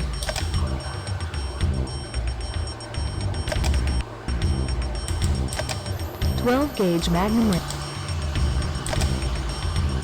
Winchester's law enforcement-only 12-gauge Magnum Ranger double-aught buckshot load provides maximum penetration and a tight shot pattern, necessary considerations for today's tactical forces. Winchester 12-gauge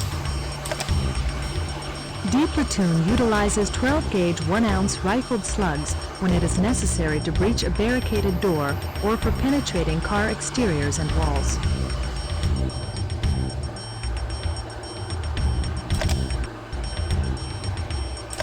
Defense technology. Noise distraction devices are used by D platoon during room entries to distract and disorient suspects. D platoon. No further details are available at this time. Defense technology. The hand battering ram. No further details are available at this time. Lash.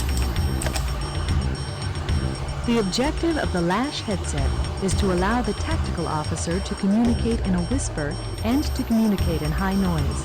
To accomplish this, the headset consists of a throat microphone assembly on a breakaway elastic neck strap. The strap contains 2 modules and assembly, which cradles the officer's windpipe. One of the modules contains a dedicated throat mic transducer. The other module contains a 50-ohm speaker with a coiled tube terminated in a non-occluding ear mold. This configuration allows the tactical officer the ease of communication without the threat of detection. Though the Lash two-way radio headset is used by Army Special Forces, Navy SEALs, and others, it was originally designed for LAPD SWAT, thus the name Lash for Los Angeles SWAT headset.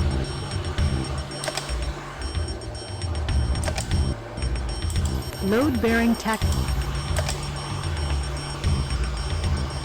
The first ballistic vests were made of nylon and were introduced in the 1960s by the United States military. In the early 1970s, DuPont introduced the fiber Kevlar. Kevlar is 5 times stronger than steel and proved to be an excellent material for ballistic protection, but the story does not end there. In 1985, Allied Signal developed Spectra fiber.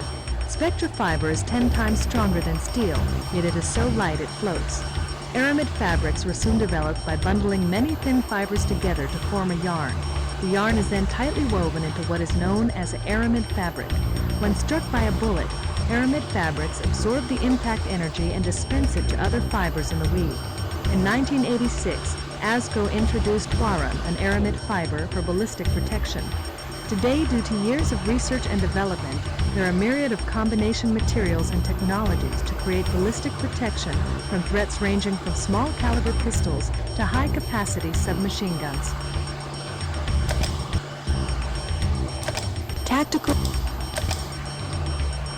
D Platoon uses a versatile adjustable belt and holster system designed to provide easy access to secured gear. The SF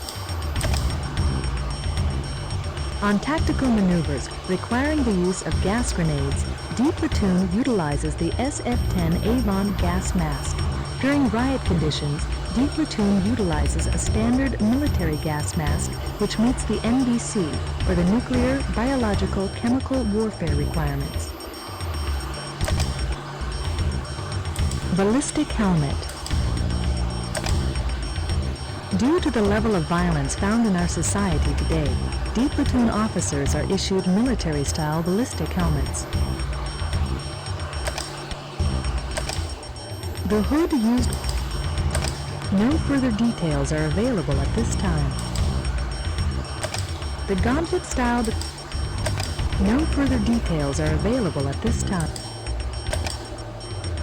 KV-4 rectangular seeing that ballistic shield. because that was the one that we came across. That's fine. So that's that done. Ooh, small arms range, combat range, have on that. Right, let's go with that one. Selection of your tactical gear is required at this time. Okay.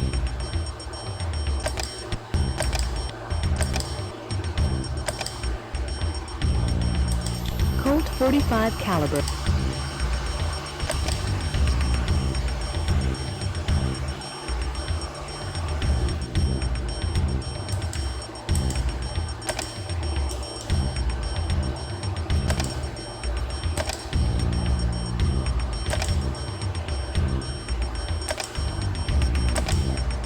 I'm assuming that's correct.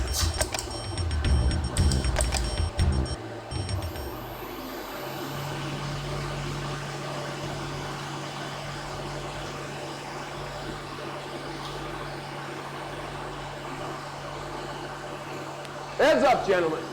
We have a new member in the element. Until formal introductions can be made, you may refer to him as the SWAT pup. Welcome aboard, officer. I'm 30 David, Sergeant Falden. We're just about to do a few drills with the MP5. Step up to alley 13, 7-yard line and join us. Yes, sir.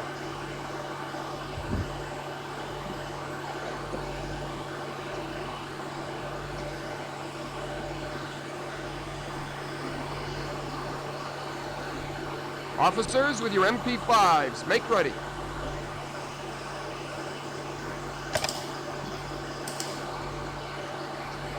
I guess it's this one. Single shot.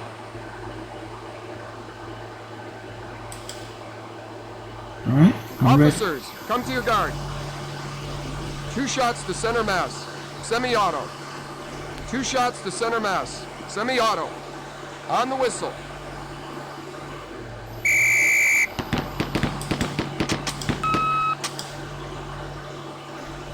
On guard. This is a participatory drill, officer. Cooperation on your part is required. Load your weapon. I did? Done?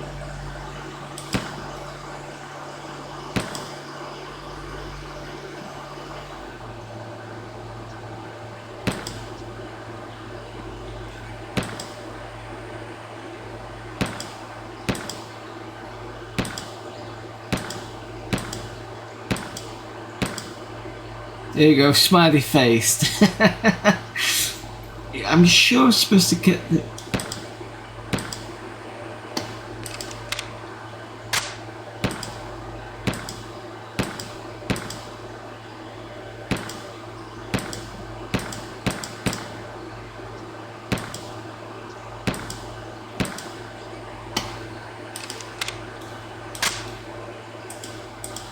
Have I got this wrong or something?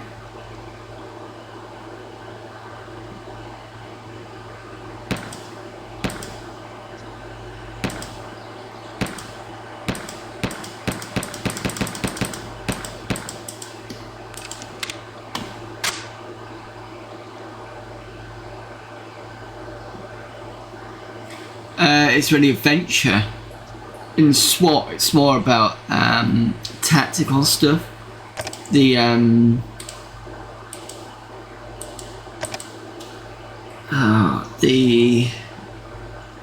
adventure stuff is on this CD that I've got here, as in not the CD, in this pack here. It's actually this side, to be honest. Well, I've not got. There's no adventure. It's more scenario-based kind of, I don't know what you call it, F&V style stuff like this.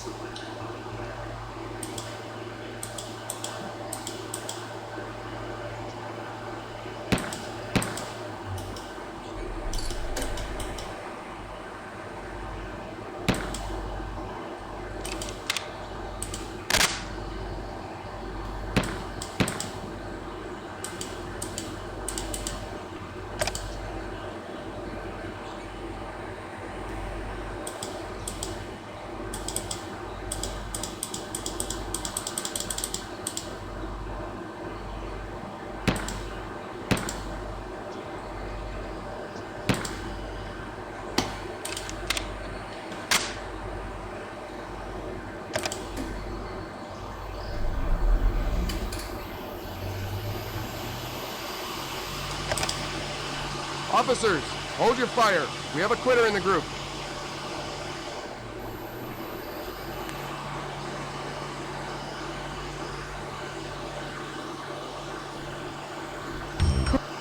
Colt .45 caliber 1911 government model sidearm. We have a critter in the group. Oh, quitter. Okay.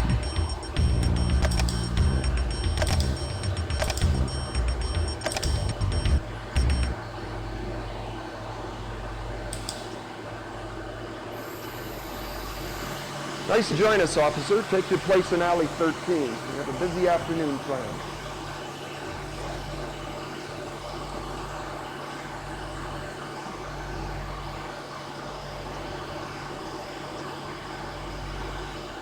Officers with your MP5s, make ready.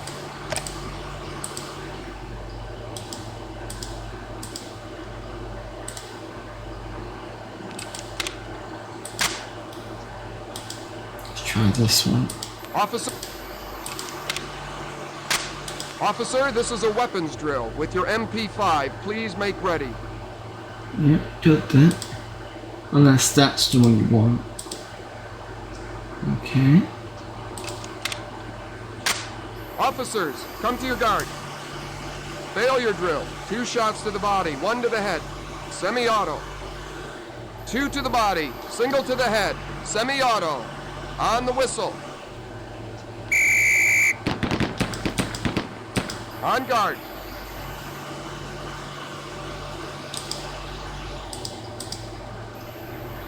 Yeah, I did it. I did it.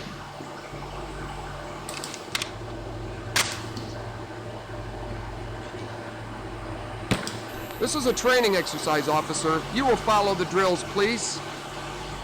Sorry.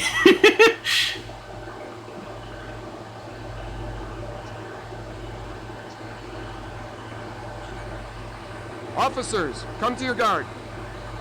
Single to the head, semi-auto. Single to the head, semi-auto. On the whistle. On guard.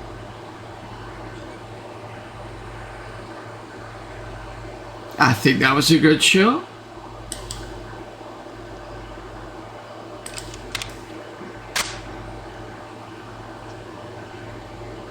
Officers, come to your guard.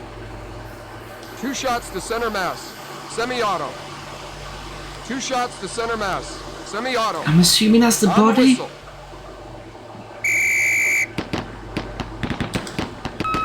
On guard.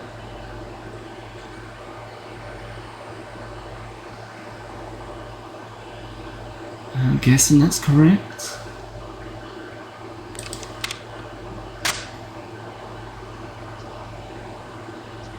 Officers, come to your guard.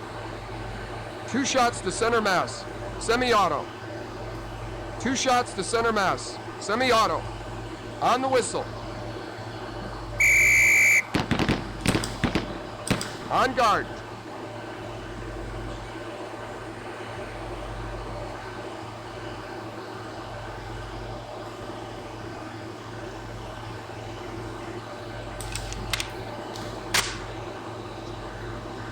Officers, come to your guard.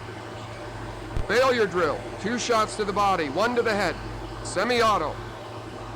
2 to the body, single to the head. Semi-auto. On the whistle.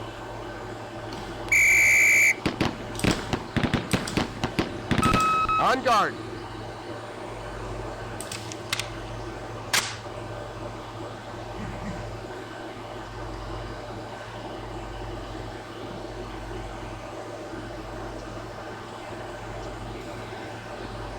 Officers, come to your guard.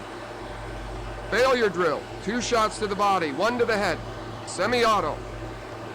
2 to the body, single to the head. Semi-auto. On the whistle.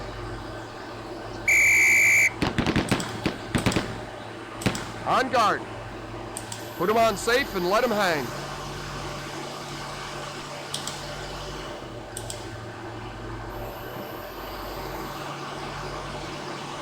Did I do okay?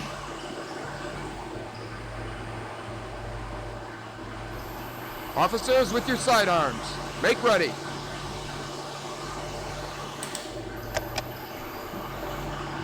Right, we've got another ad incoming. I don't want to start this again unless get partway through, so I will be back in a moment.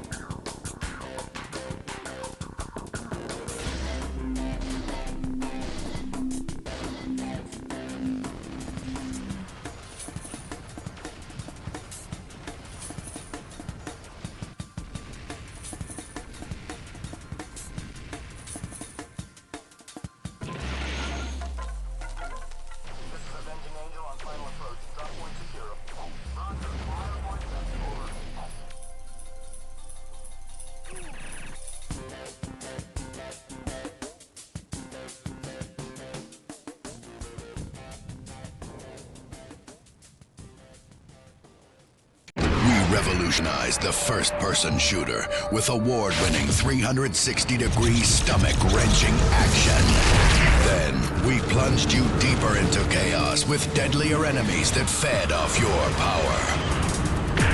Now, after years of waiting, there is light at the end of the tunnel. Descent 3's fusion engine lets you move seamlessly from inside to outside. Crush your enemies, set them on fire, and watch them suffer. Match wits with robots that sneak up behind you, hide behind walls, and work in teams. The best multiplayer out of the box, Descent 3 is optimized for modem internet play.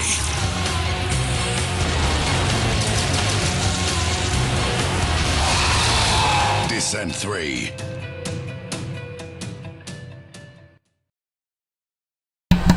We'll have to play Descent 3 at some point, but I also still need to play Descent 1 and 2, so there is that.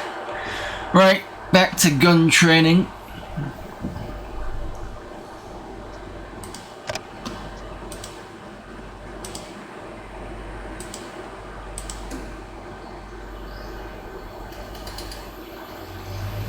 Officer, you have chosen the incorrect weapon for this drill. With your 45, please make ready. Oh, sorry.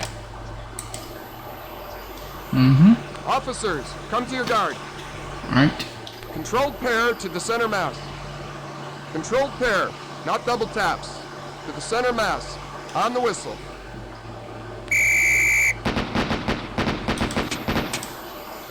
On guard. This is a participatory drill, officer. Cooperation on your part is required. Please reload at this time. I did make the shot. Oh, for some reason it didn't. There we go.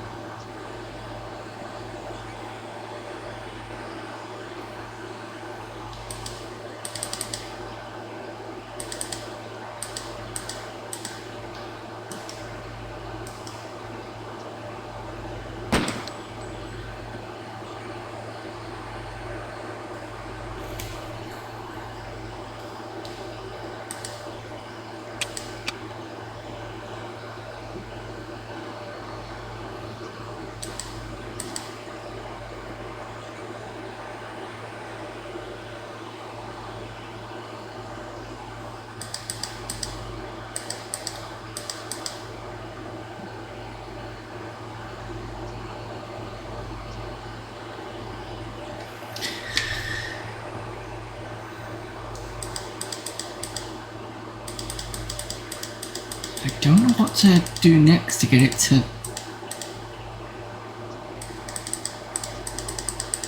Do I have to quit and come back again? Is that the problem?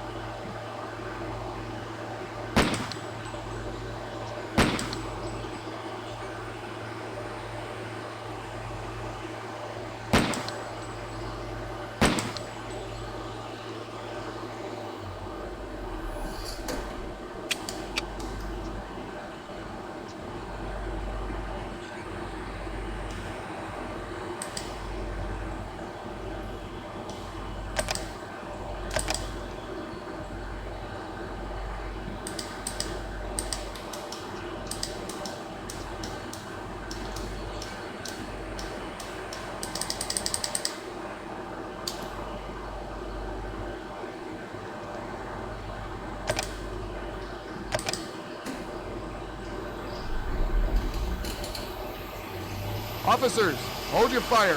We have a quitter in the group.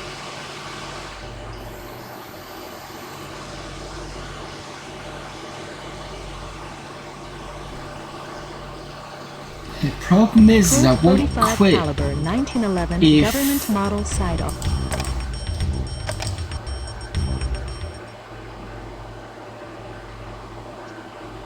you just let me, you know... Nice to join us, officer. Take your place in alley 13. We have a busy afternoon planned. No problem, Denari. I might do so tomorrow myself. Officers, with your sidearms. Make ready. Officers, come to your guard. Controlled pair to the center mass. Controlled pair, not double taps. To the center mass. On the whistle.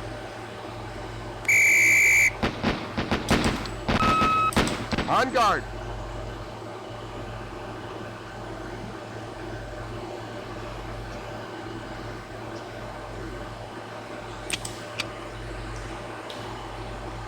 Maybe I had to be faster. Officers, come to your guard. Controlled pair to the center mass. Controlled pair, not double taps. To the center mass. On the whistle. On guard.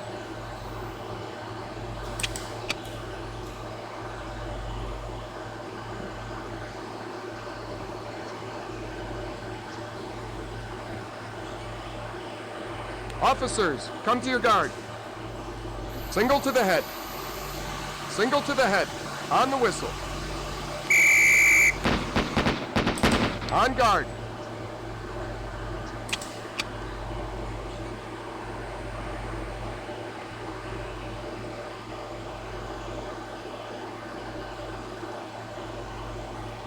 Officers, come to your guard. Single to the head. Single to the head. On the whistle. On guard. Oh, missed. Missed. Don't believe it.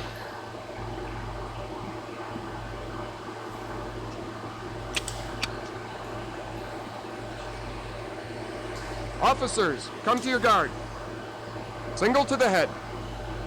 Single to the head. On the whistle. On guard.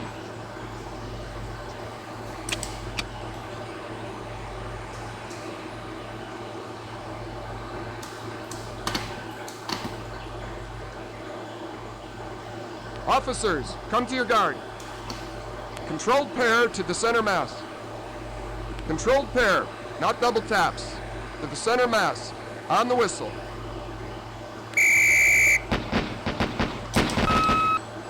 On guard. Holster your weapon.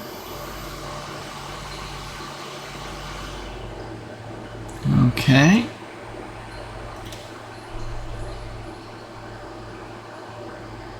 Officers, with your shotguns. Make ready. Ooh. With buckshot, please. This is training, officer. You will follow the drills. With buckshot, please.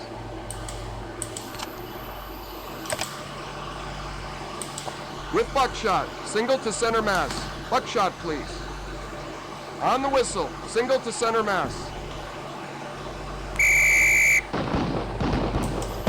On guard. Ooh. That was a nasty one.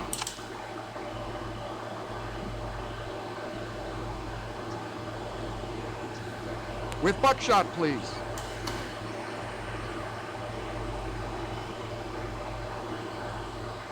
This is training, officer. You will follow the drills. I did? With buckshot, please. This one. This one.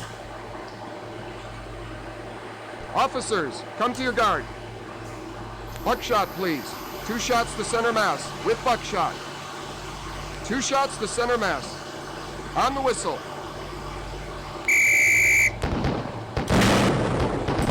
On guard.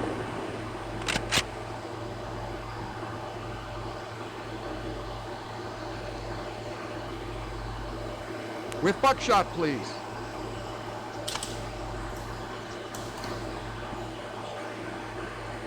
Officers, come to your guard.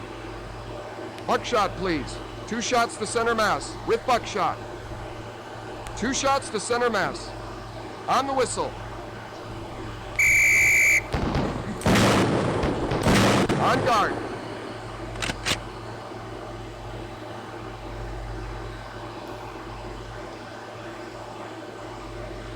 With buckshot, please.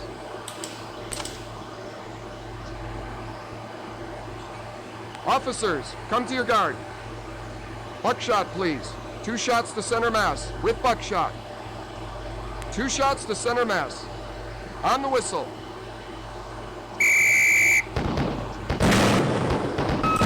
On guard.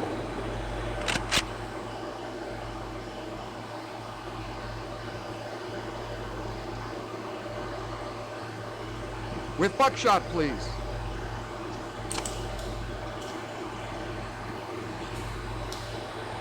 Officers, come to your guard. With buckshot, single to center mass. Buckshot, please. On the whistle, single to center mass. On guard. Yeah, I've missed a lot of that. With buckshot. Officers, come to your guard. Buckshot, please. 2 shots to center mass, with buckshot. 2 shots to center mass. On the whistle.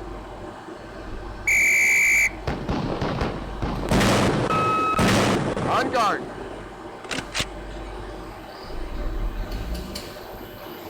Secure your weapon.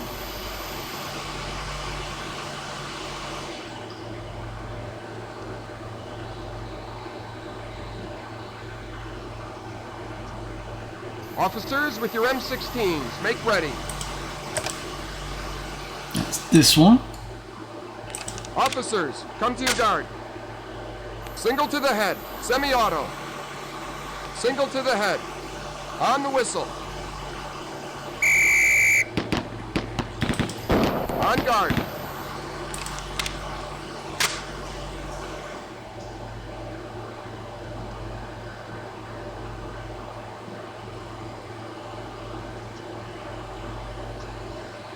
Officers, come to your guard.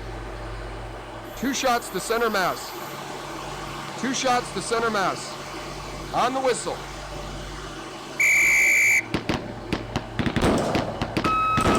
On guard.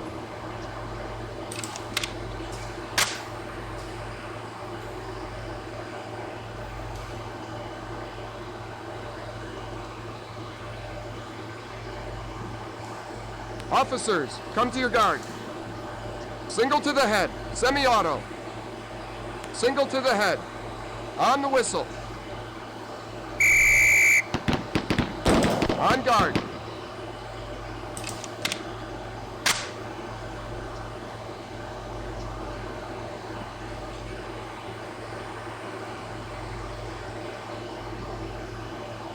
Officers, come to your guard.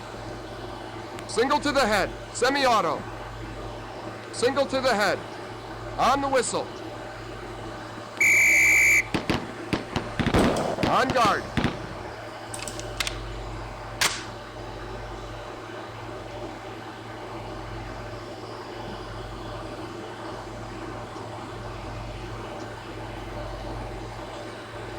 Officers, come to your guard. 2 shots to center mass. 2 shots to center mass. On the whistle.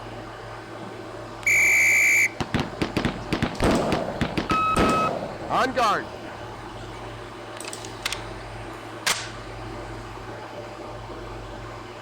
We're not doing badly so far.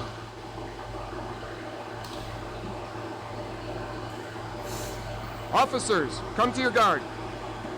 Single to the head, semi-auto. Single to the head. On the whistle. On guard. Secure your weapon.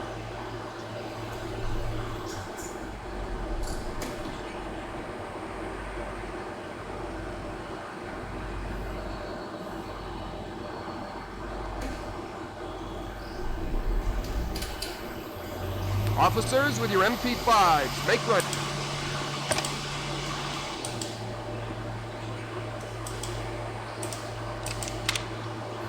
Officer, this is a weapons drill. With your MP5, please make ready.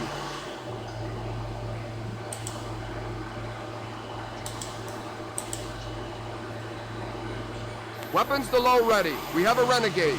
Officer, set your weapon to semi-auto now. Whoops. I did do that before. Officers, come to your guard. Failure drill. 2 shots to the body, 1 to the head. Semi-auto. 2 to the body, single to the head. Semi-auto. On the whistle. On guard.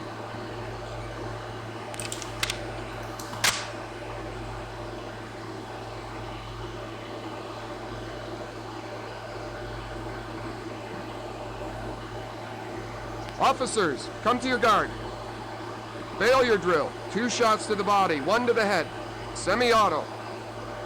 2 to the body, single to the head. Semi-auto. On the whistle.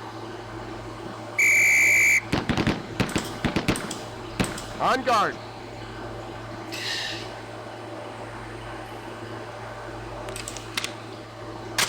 Missed the head.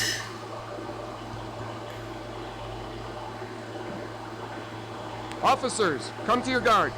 I think I wasn't sure drill. 2 if the shots first to the shot body, 1 hit. to the head. Semi-auto. 2 to the body, single to the head. Semi-auto. On the whistle.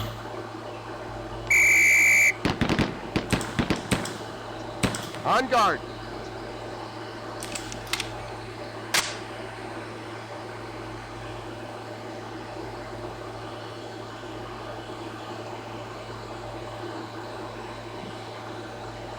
Officers, come to your guard. Single to the head, semi-auto. Single to the head, semi-auto. On the whistle. On guard.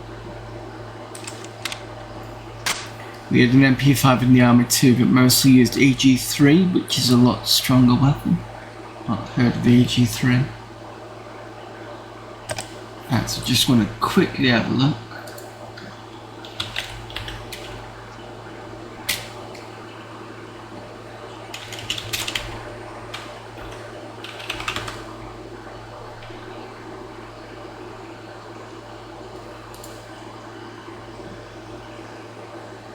Oh, okay.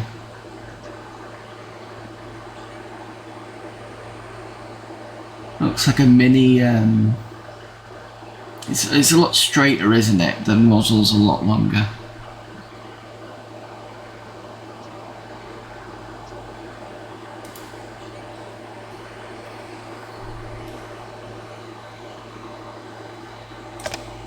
Officers, come to your guard. Failure drill. 2 shots to the body, 1 to the head. Semi-auto. 2 to the body, single to the head. Semi-auto. On the whistle. On guard.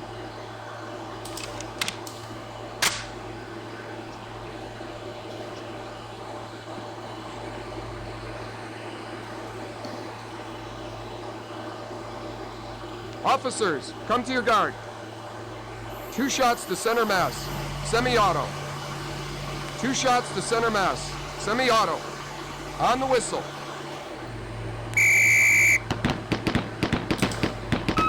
On guard. Put him on safe and let him hang.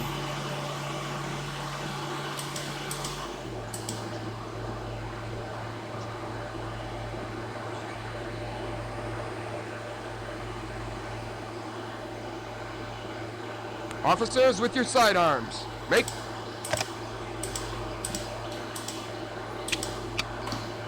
Officers, come to your guard. Controlled pair to the center mass.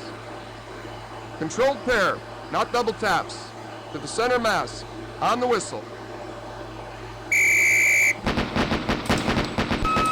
On guard.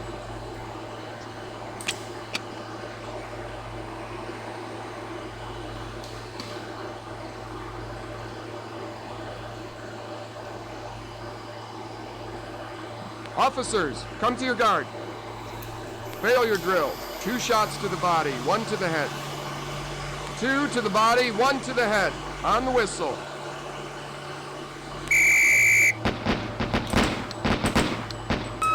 On guard.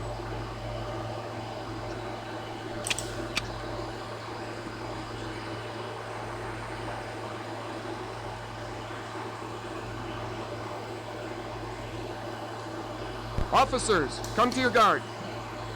Single to the head. Single to the head. On the whistle.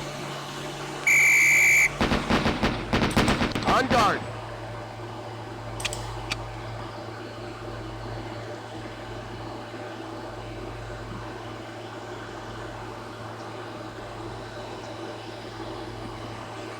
Officers, come to your guard. Single to the head. Single to the head. On the whistle. On guard.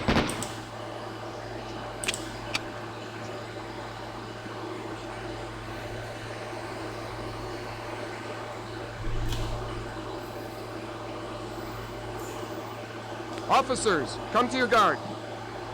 Failure drill. 2 shots to the body, 1 to the head. 2 to the body, 1 to the head. On the whistle.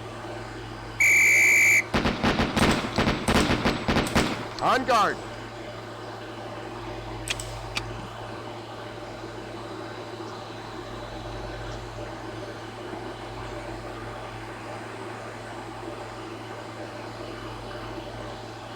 Officers, come to your guard. Failure drill. 2 shots to the body, 1 to the head. 2 to the body, 1 to the head. On the whistle. On guard. Holster your weapon.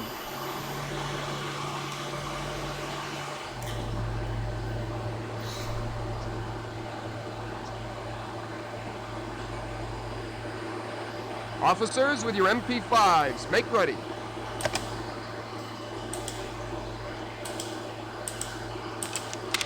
Officer, this is a weapons drill. With your MP5, please make ready. Oh, sorry, that's why. Officers, come to your guard. Single to the head, semi-auto. Single to the head, semi-auto. On the whistle. On guard.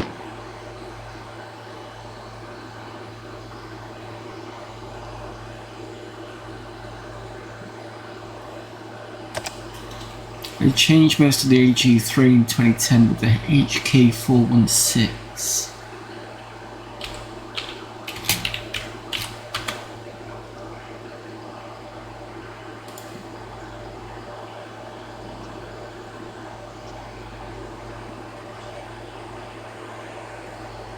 Looks more like a mini assault rifle. Because the last one looked more like just a rifle. This one looks a bit more sort of futuristic in a way.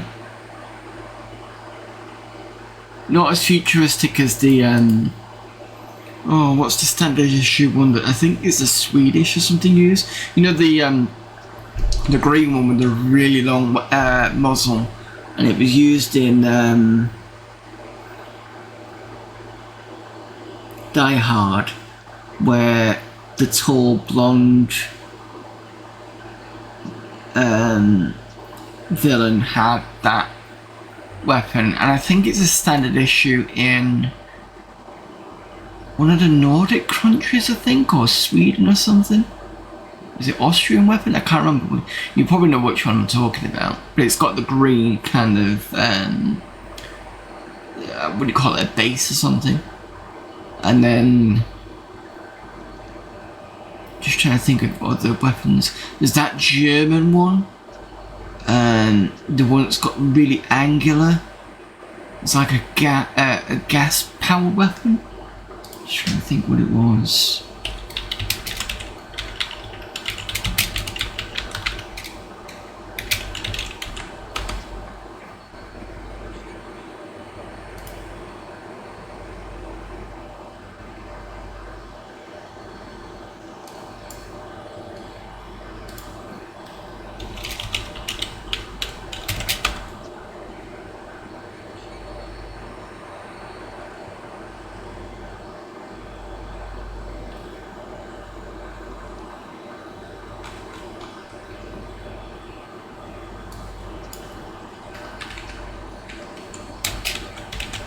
Was it just a sidearm, or was it a... It's It's not the AR-15.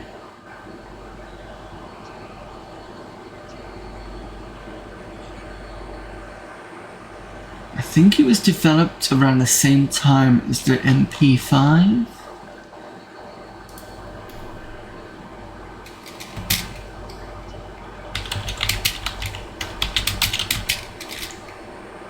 Not the MP5. Sorry, get confused there. What's the gun that they ended up using in SG-1? Because they started with the MP5 and switched it to a P90. That's it. So the P90 has a kind of futuristic look to it, but not as futuristic as this other weapon. I just can't remember what the hell it was called. I'm pretty sure it was gas powered.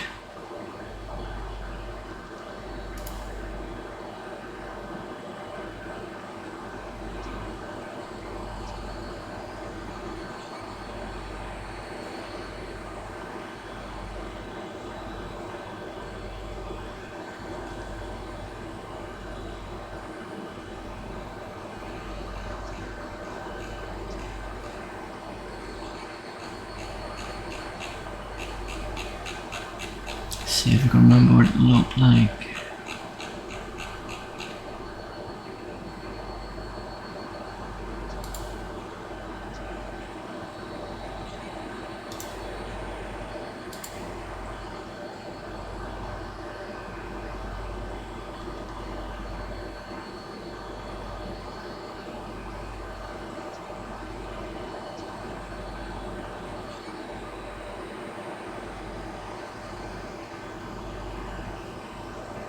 Don't remember.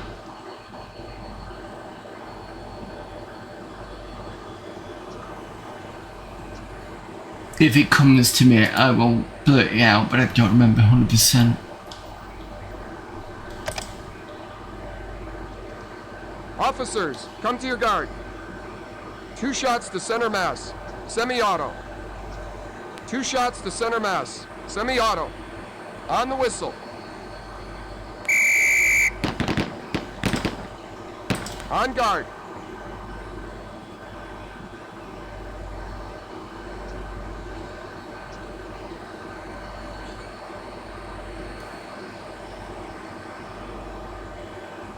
Officers, come to your guard.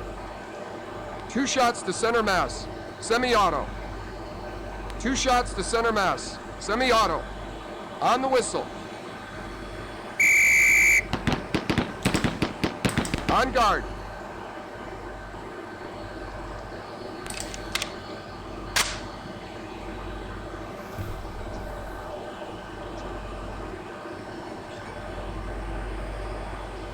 Officers, come to your guard. Failure drill. 2 shots to the body, 1 to the head. Semi-auto. 2 to the body, single to the head. Semi-auto. On the whistle. On guard.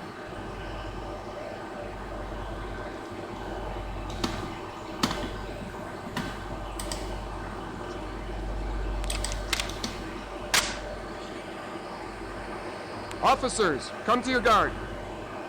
2 shots to center mass, semi-auto. 2 shots to center mass, semi-auto. On the whistle. On guard.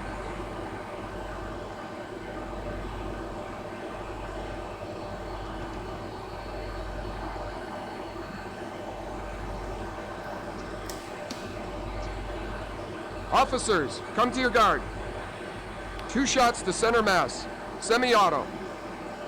2 shots to center mass, semi-auto. On the whistle.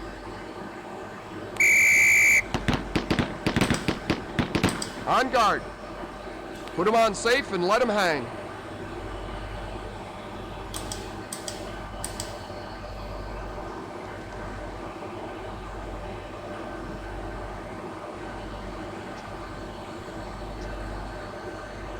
Officers with your sidearms, make ready. Officers, come to your guard. Single to the head. Single to the head. On the whistle. On guard.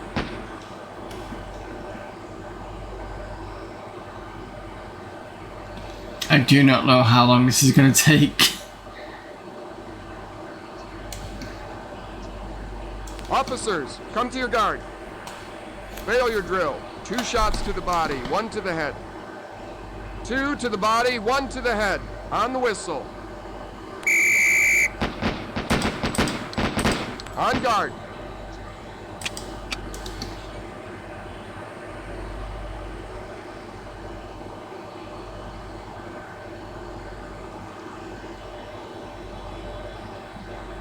Officers, come to your guard. Fail your drill. 2 shots to the body, 1 to the head. 2 to the body, 1 to the head. On the whistle.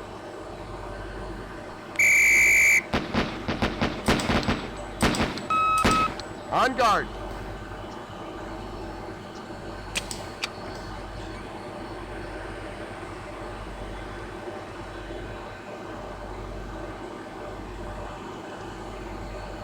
Officers, come to your guard. Fail your drill. 2 shots to the body, 1 to the head. 2 to the body, 1 to the head. On the whistle. On guard. I suppose it doesn't really matter whereabouts in the body you hit as long as you hit the body. Officers, come to your guard. Single to the head. Single to the head. On the whistle. On guard.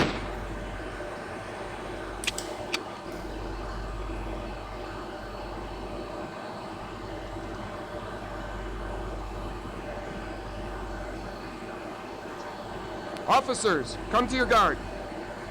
Fail your drill. 2 shots to the body, 1 to the head. 2 to the body, 1 to the head. On the whistle.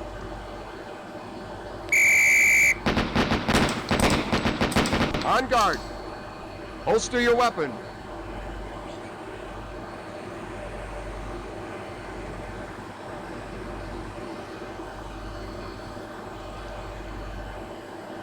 Officers with your MP5s, make ready.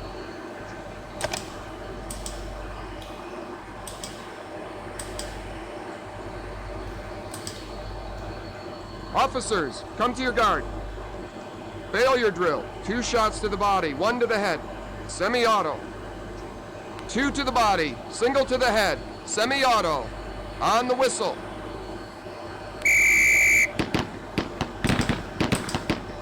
On guard.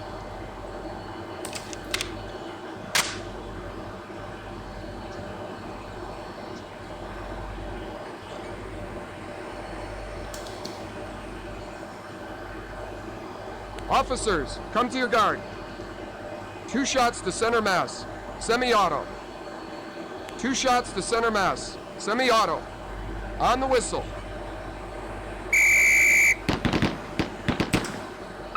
On guard.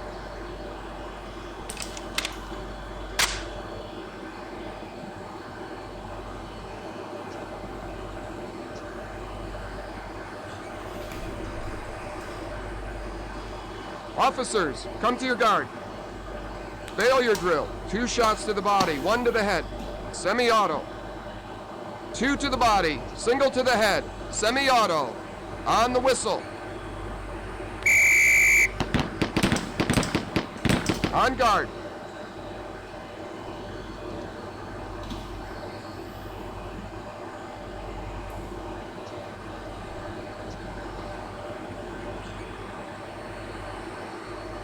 Officers, come to your guard. Fail your drill. 2 shots to the body, 1 to the head. Semi-auto. 2 to the body, single to the head. Semi-auto. On the whistle. On guard.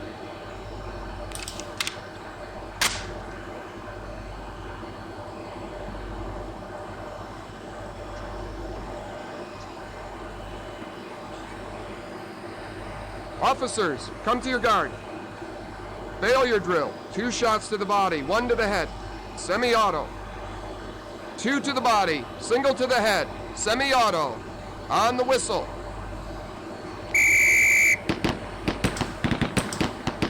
On guard.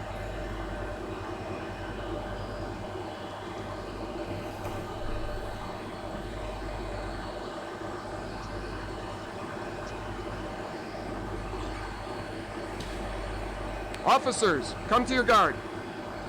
Failure drill. 2 shots to the body, 1 to the head. Semi-auto. 2 to the body, single to the head. Semi-auto. On the whistle.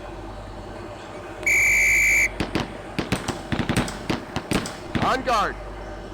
Put him on safe and let him hang.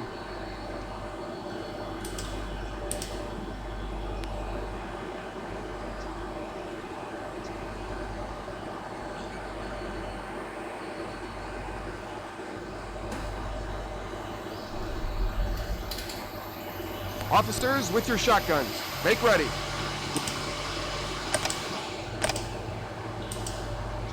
Officers, come to your guard. Buckshot, please. 2 shots to center mass, with buckshot. 2 shots to center mass. On guard.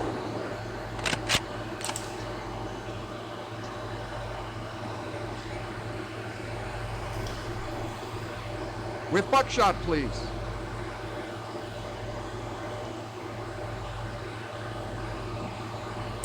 With buckshot, single to center mass. Buckshot, please. On the whistle, single to center mass. On guard.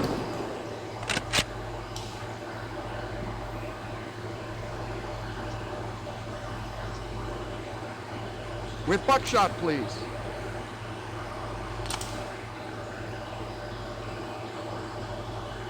Officers, come to your guard. With buckshot, single to center mass. Buckshot, please. On the whistle, single to center mass. On guard.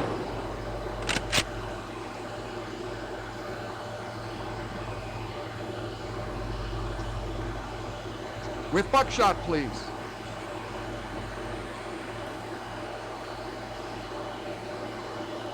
Officers, come to your guard. With buckshot, single to center mass. Buckshot, please. On the whistle, single to center mass. On guard.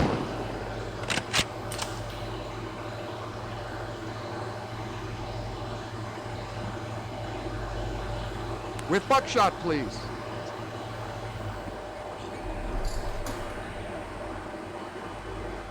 Officers, come to your guard. Buckshot, please. 2 shots to center mass, with buckshot. 2 shots to center mass. On the whistle. On guard.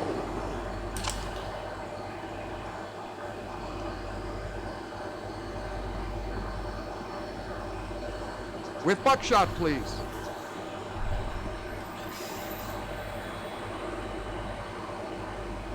Officers, come to your guard. With buckshot, single to center mass. Buckshot, please. On the whistle, single to center mass. On guard. Secure your weapon.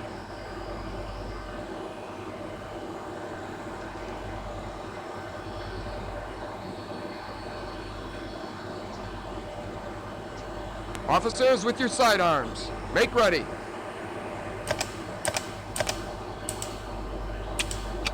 Officers, come to your guard. Failure drill. 2 shots to the body, 1 to the head. 2 to the body, 1 to the head. On the whistle.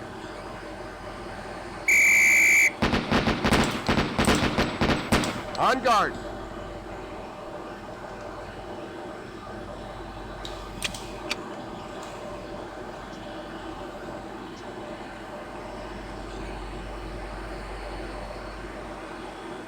Officers, come to your guard. Single to the head. Single to the head. On the whistle. On guard.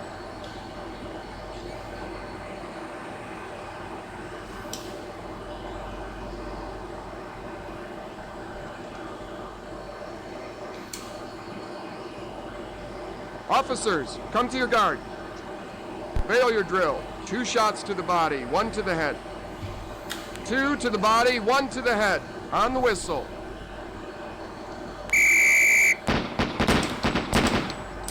On guard.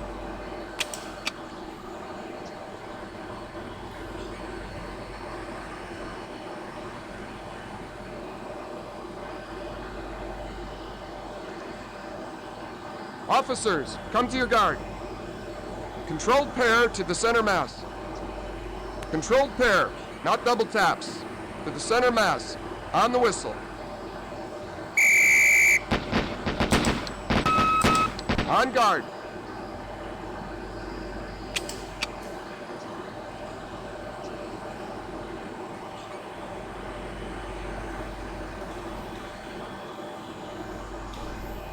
Officers, come to your guard. Single to the head. Single to the head. On the whistle. On guard.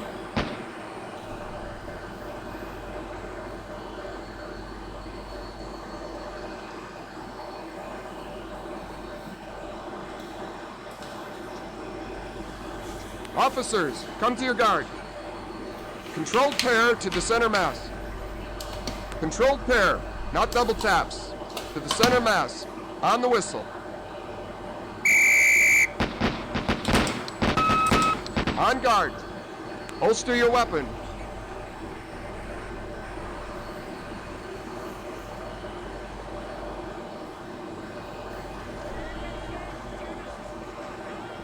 Officers, with your shotguns. Make ready. With buckshot, please. Oh, there in tears. Officers, buckshot, please. Two shots to center mass. On the whistle. On guard.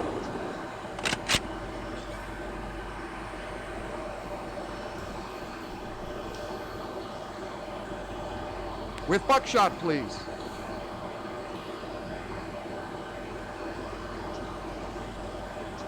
Officers, come to your guard. With buckshot, single to center mass. Didn't Buckshot, hear please. either of them. On the whistle, single to center mass. Must have been too quick. On guard. Yeah, this section is quite repetitive. With buckshot, please.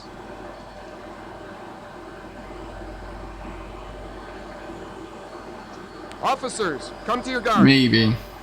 Buckshot, please. 2 shots to center mass. With buckshot. 2 shots to center mass. On the whistle. On guard.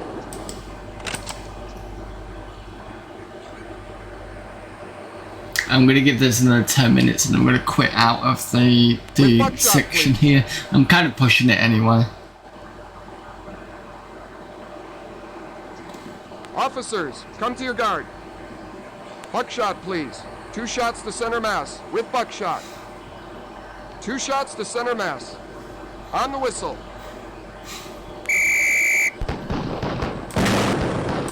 On guard.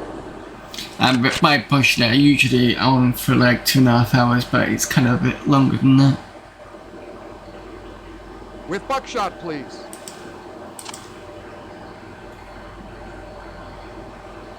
Officers, come to your guard. Buckshot, please. 2 shots to center mass. With buckshot. 2 shots to center mass. On the whistle. On guard. I do like the fact this has got recoil, so you can see when it jumps, that's what the real coil does. With buckshot, please.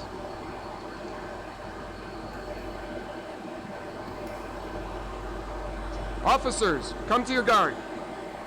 Buckshot, please. 2 shots to center mass. With buckshot.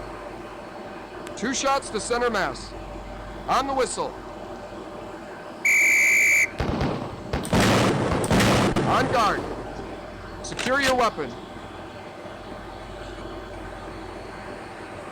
Alright, you're having one more of this and then I'm gonna be a quitter. Officers with your M16s, make ready. Oh. Officers, come to your guard. Single to the head. Single to the head. On the whistle. On guard.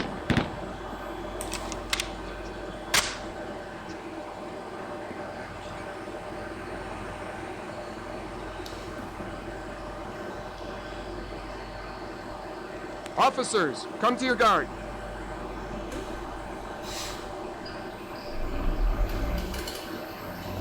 Failure drill. 2 shots to the body, 1 to the head. 2 to the body, single to the head. On the whistle. On guard.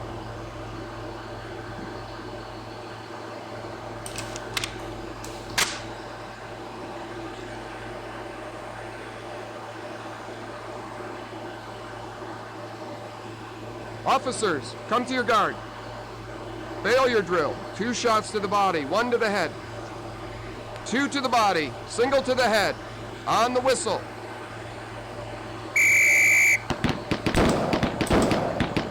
On guard.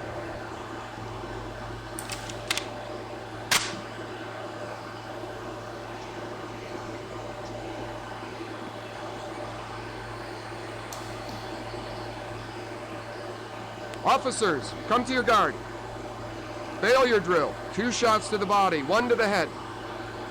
2 to the body, single to the head. On the whistle.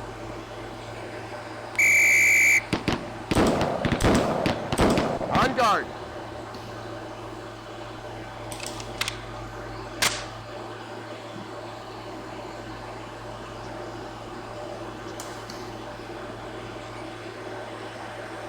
Officers, come to your guard. 2 shots to center mass. 2 shots to center mass. On the whistle. On guard.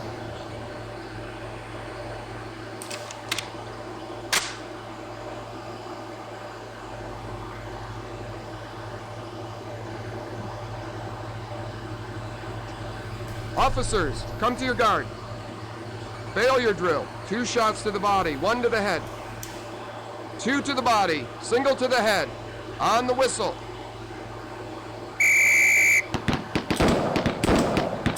On guard. Secure your weapon. Right, is that it, or am I gonna have to...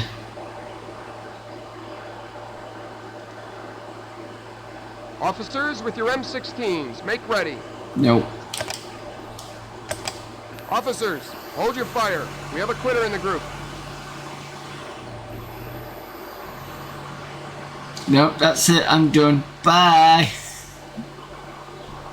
Okay, I think that's it for today. So this is very in-depth. I mean, the original police quest was so in-depth, was when you had to do the whole... Before you took out the car, you had to check the tires, because if you didn't, at some point it let you drive the car, and then it would just game over, because it would be like, you should have just checked your tires kind of thing. So yeah, but this looks quite interesting. We can look at this again on Sunday. I did actually, let me just, before we do that, let me just quickly make a... How do I do the... Of course. So it's...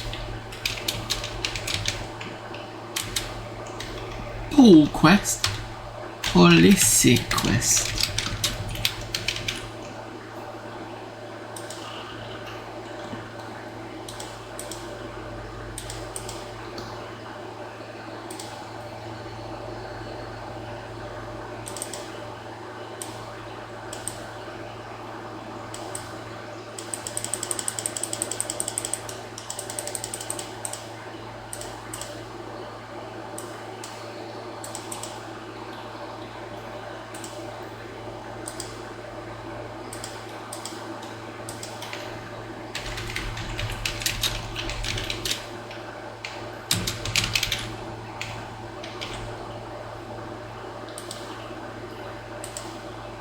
check that is working. Yeah.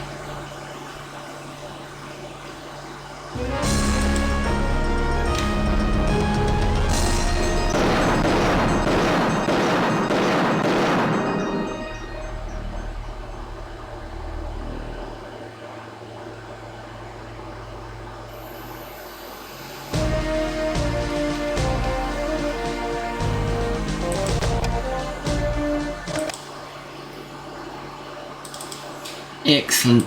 Stick that there now. Okie dokie, thank you to everyone for popping in. I do apologise, it was a bit repetitive, but I wasn't expecting it to be that repetitive, but you know, there was a lot of text in there. To skip a load of it for those that didn't see, just because it was almost like encyclopedic. Yeah, so we'll just go into it and fuck up somewhere, and it's part of the fun really, isn't it? So next time we'll come back, we'll look at the combat range and see how that is. I will try and have a look for the instruction book as well, to see if it does give you a time of how long to be in there. So maybe it's a continuous thing until you quit, I don't know. Well, I'll have to find out for Sunday. So anyway, let's do, where's my ending screen? There we go. I will change that main game because obviously we finished that today. And again, I will say that Star Trek Klingon was quite enjoyable. Very short but enjoyable, and it wasn't annoying as well, because some FMV games have that kind of, if you die at a certain point you've got to do all of it again, especially in the Mega CD when you had all the different quick time events. I think that was the worst. The consoleized, the FMV stuff was a bit kind of worked a bit better with PC in some respects. And Bitterman, who was playing this game, just didn't count X-Files, so Bitterman was playing this game earlier. This was one of the last games that came out as an FMV, and works actually quite well, to be fair, especially for X-Files. So we'll have to play that at some point.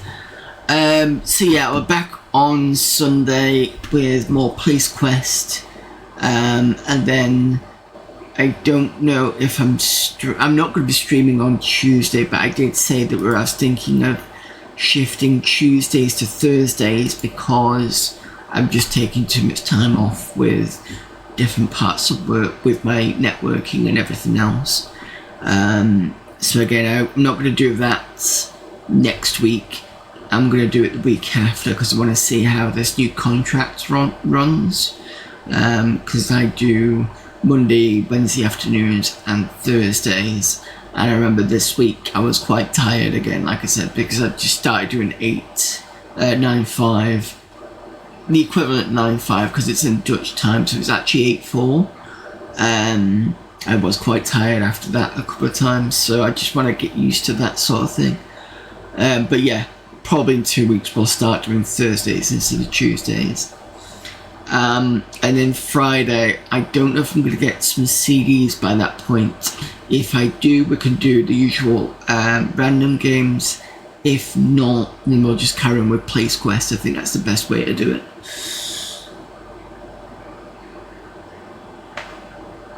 You should get Millennium Return to Earth. It's the DOS version of Millennium 2.2. Oh, sorry. The game was based in real procedure and was yeah. I've got, like I said, I think I showed you this last time, but I do have. I got this from Blackpool last year. You know, play Blackpool. So this has got all the Police Quest stuff in it, including SWAT. But this is the first collection. There was a second one, and I can't remember what the second one included. It might have included SWAT 2 or something like that, but that was the first one. I think I got that for, was that a £7 what I got it for? I can't remember. Either way, it's done. I'm quite happy I got it. As for the other Millennium, I'll have to wait because I was having to think about this before, but the idea popped into my head. For when I do December, I wasn't sure if I was going to do Ultrabots or I was going to do Blood Bowl, but then I thought, you know what, let's do both. So this year I might do Ultra Bots, which someone suggests as a mech game for the main game, and for Fridays do Blood Bowl, because it'd be a nice game to kind of play on the Friday. I know it isn't December, so you can get it later. I just thought it was oh, okay, fair enough. Yeah, the other thing I found out today was, if you remember, I think was it last year or the year before, I played or tried to play Earth Siege and ended up giving up because it was just too difficult. Earth Siege 2 is also run on Windows 3.1, so that's quite interesting. Whether I'll do it as a Maydows thing, I don't know. I'll have to finish off Earth Siege first, and somebody gave me a video afterwards, and apparently you can change the there's like there's the bit at the top where your weapons go. You can actually change I think the amount of power it gets put in, so you don't have to wait for it to recharge, which is interesting. And maybe it's in the manual, but I don't remember seeing it, so I don't know. We've got another ad starting. I'll dismiss that for now because I'm about to finish, so there's no point. Why have you... I've snoozed. Snooze. Thank you, 6 minutes. Dismiss that. Right, okay. So, yeah, I will see you Sunday for more Place Quest. Until then... Oh, don't forget Amiga Monday if it doesn't get cancelled as well. So Amiga Monday is going to be Deuteros, our final attempt at getting it done, and Amiga Format CD14 and demo scene stuff as well. So that's Monday. Right, I will see you all hopefully Sunday. Have a good weekend, and let's see what we've got for raiding before I forget.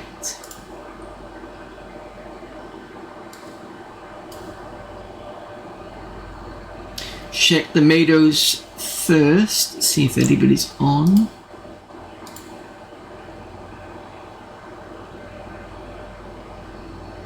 Nope, nobody else but me is doing Maydows currently. But we have had other people doing it. We've had a few more people doing it. So we've had Atomic Dragons of Mars, Dr. Yasman, and Cast Enemy's been doing it as well. And who else? There was someone else. Was it the Michael thing? So the Michael thing was playing the Daedalus Encounter, and that was with you know, the girlfriend in Wayne's World, Wayne's girlfriend, or in that she was in that. So that was interesting to see her in there. So yeah, that was the Michael thing that did that. So it's nice to see a few more people getting on board for Maydows. Hopefully we get some more people next year. Who have we got on?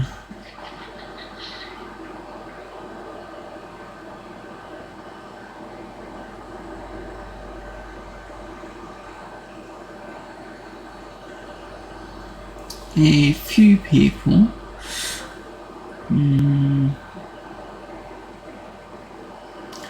Let us go and raid Tawagia, who is playing Fallout 2. Not raided him in a while. So let's go and start that raid.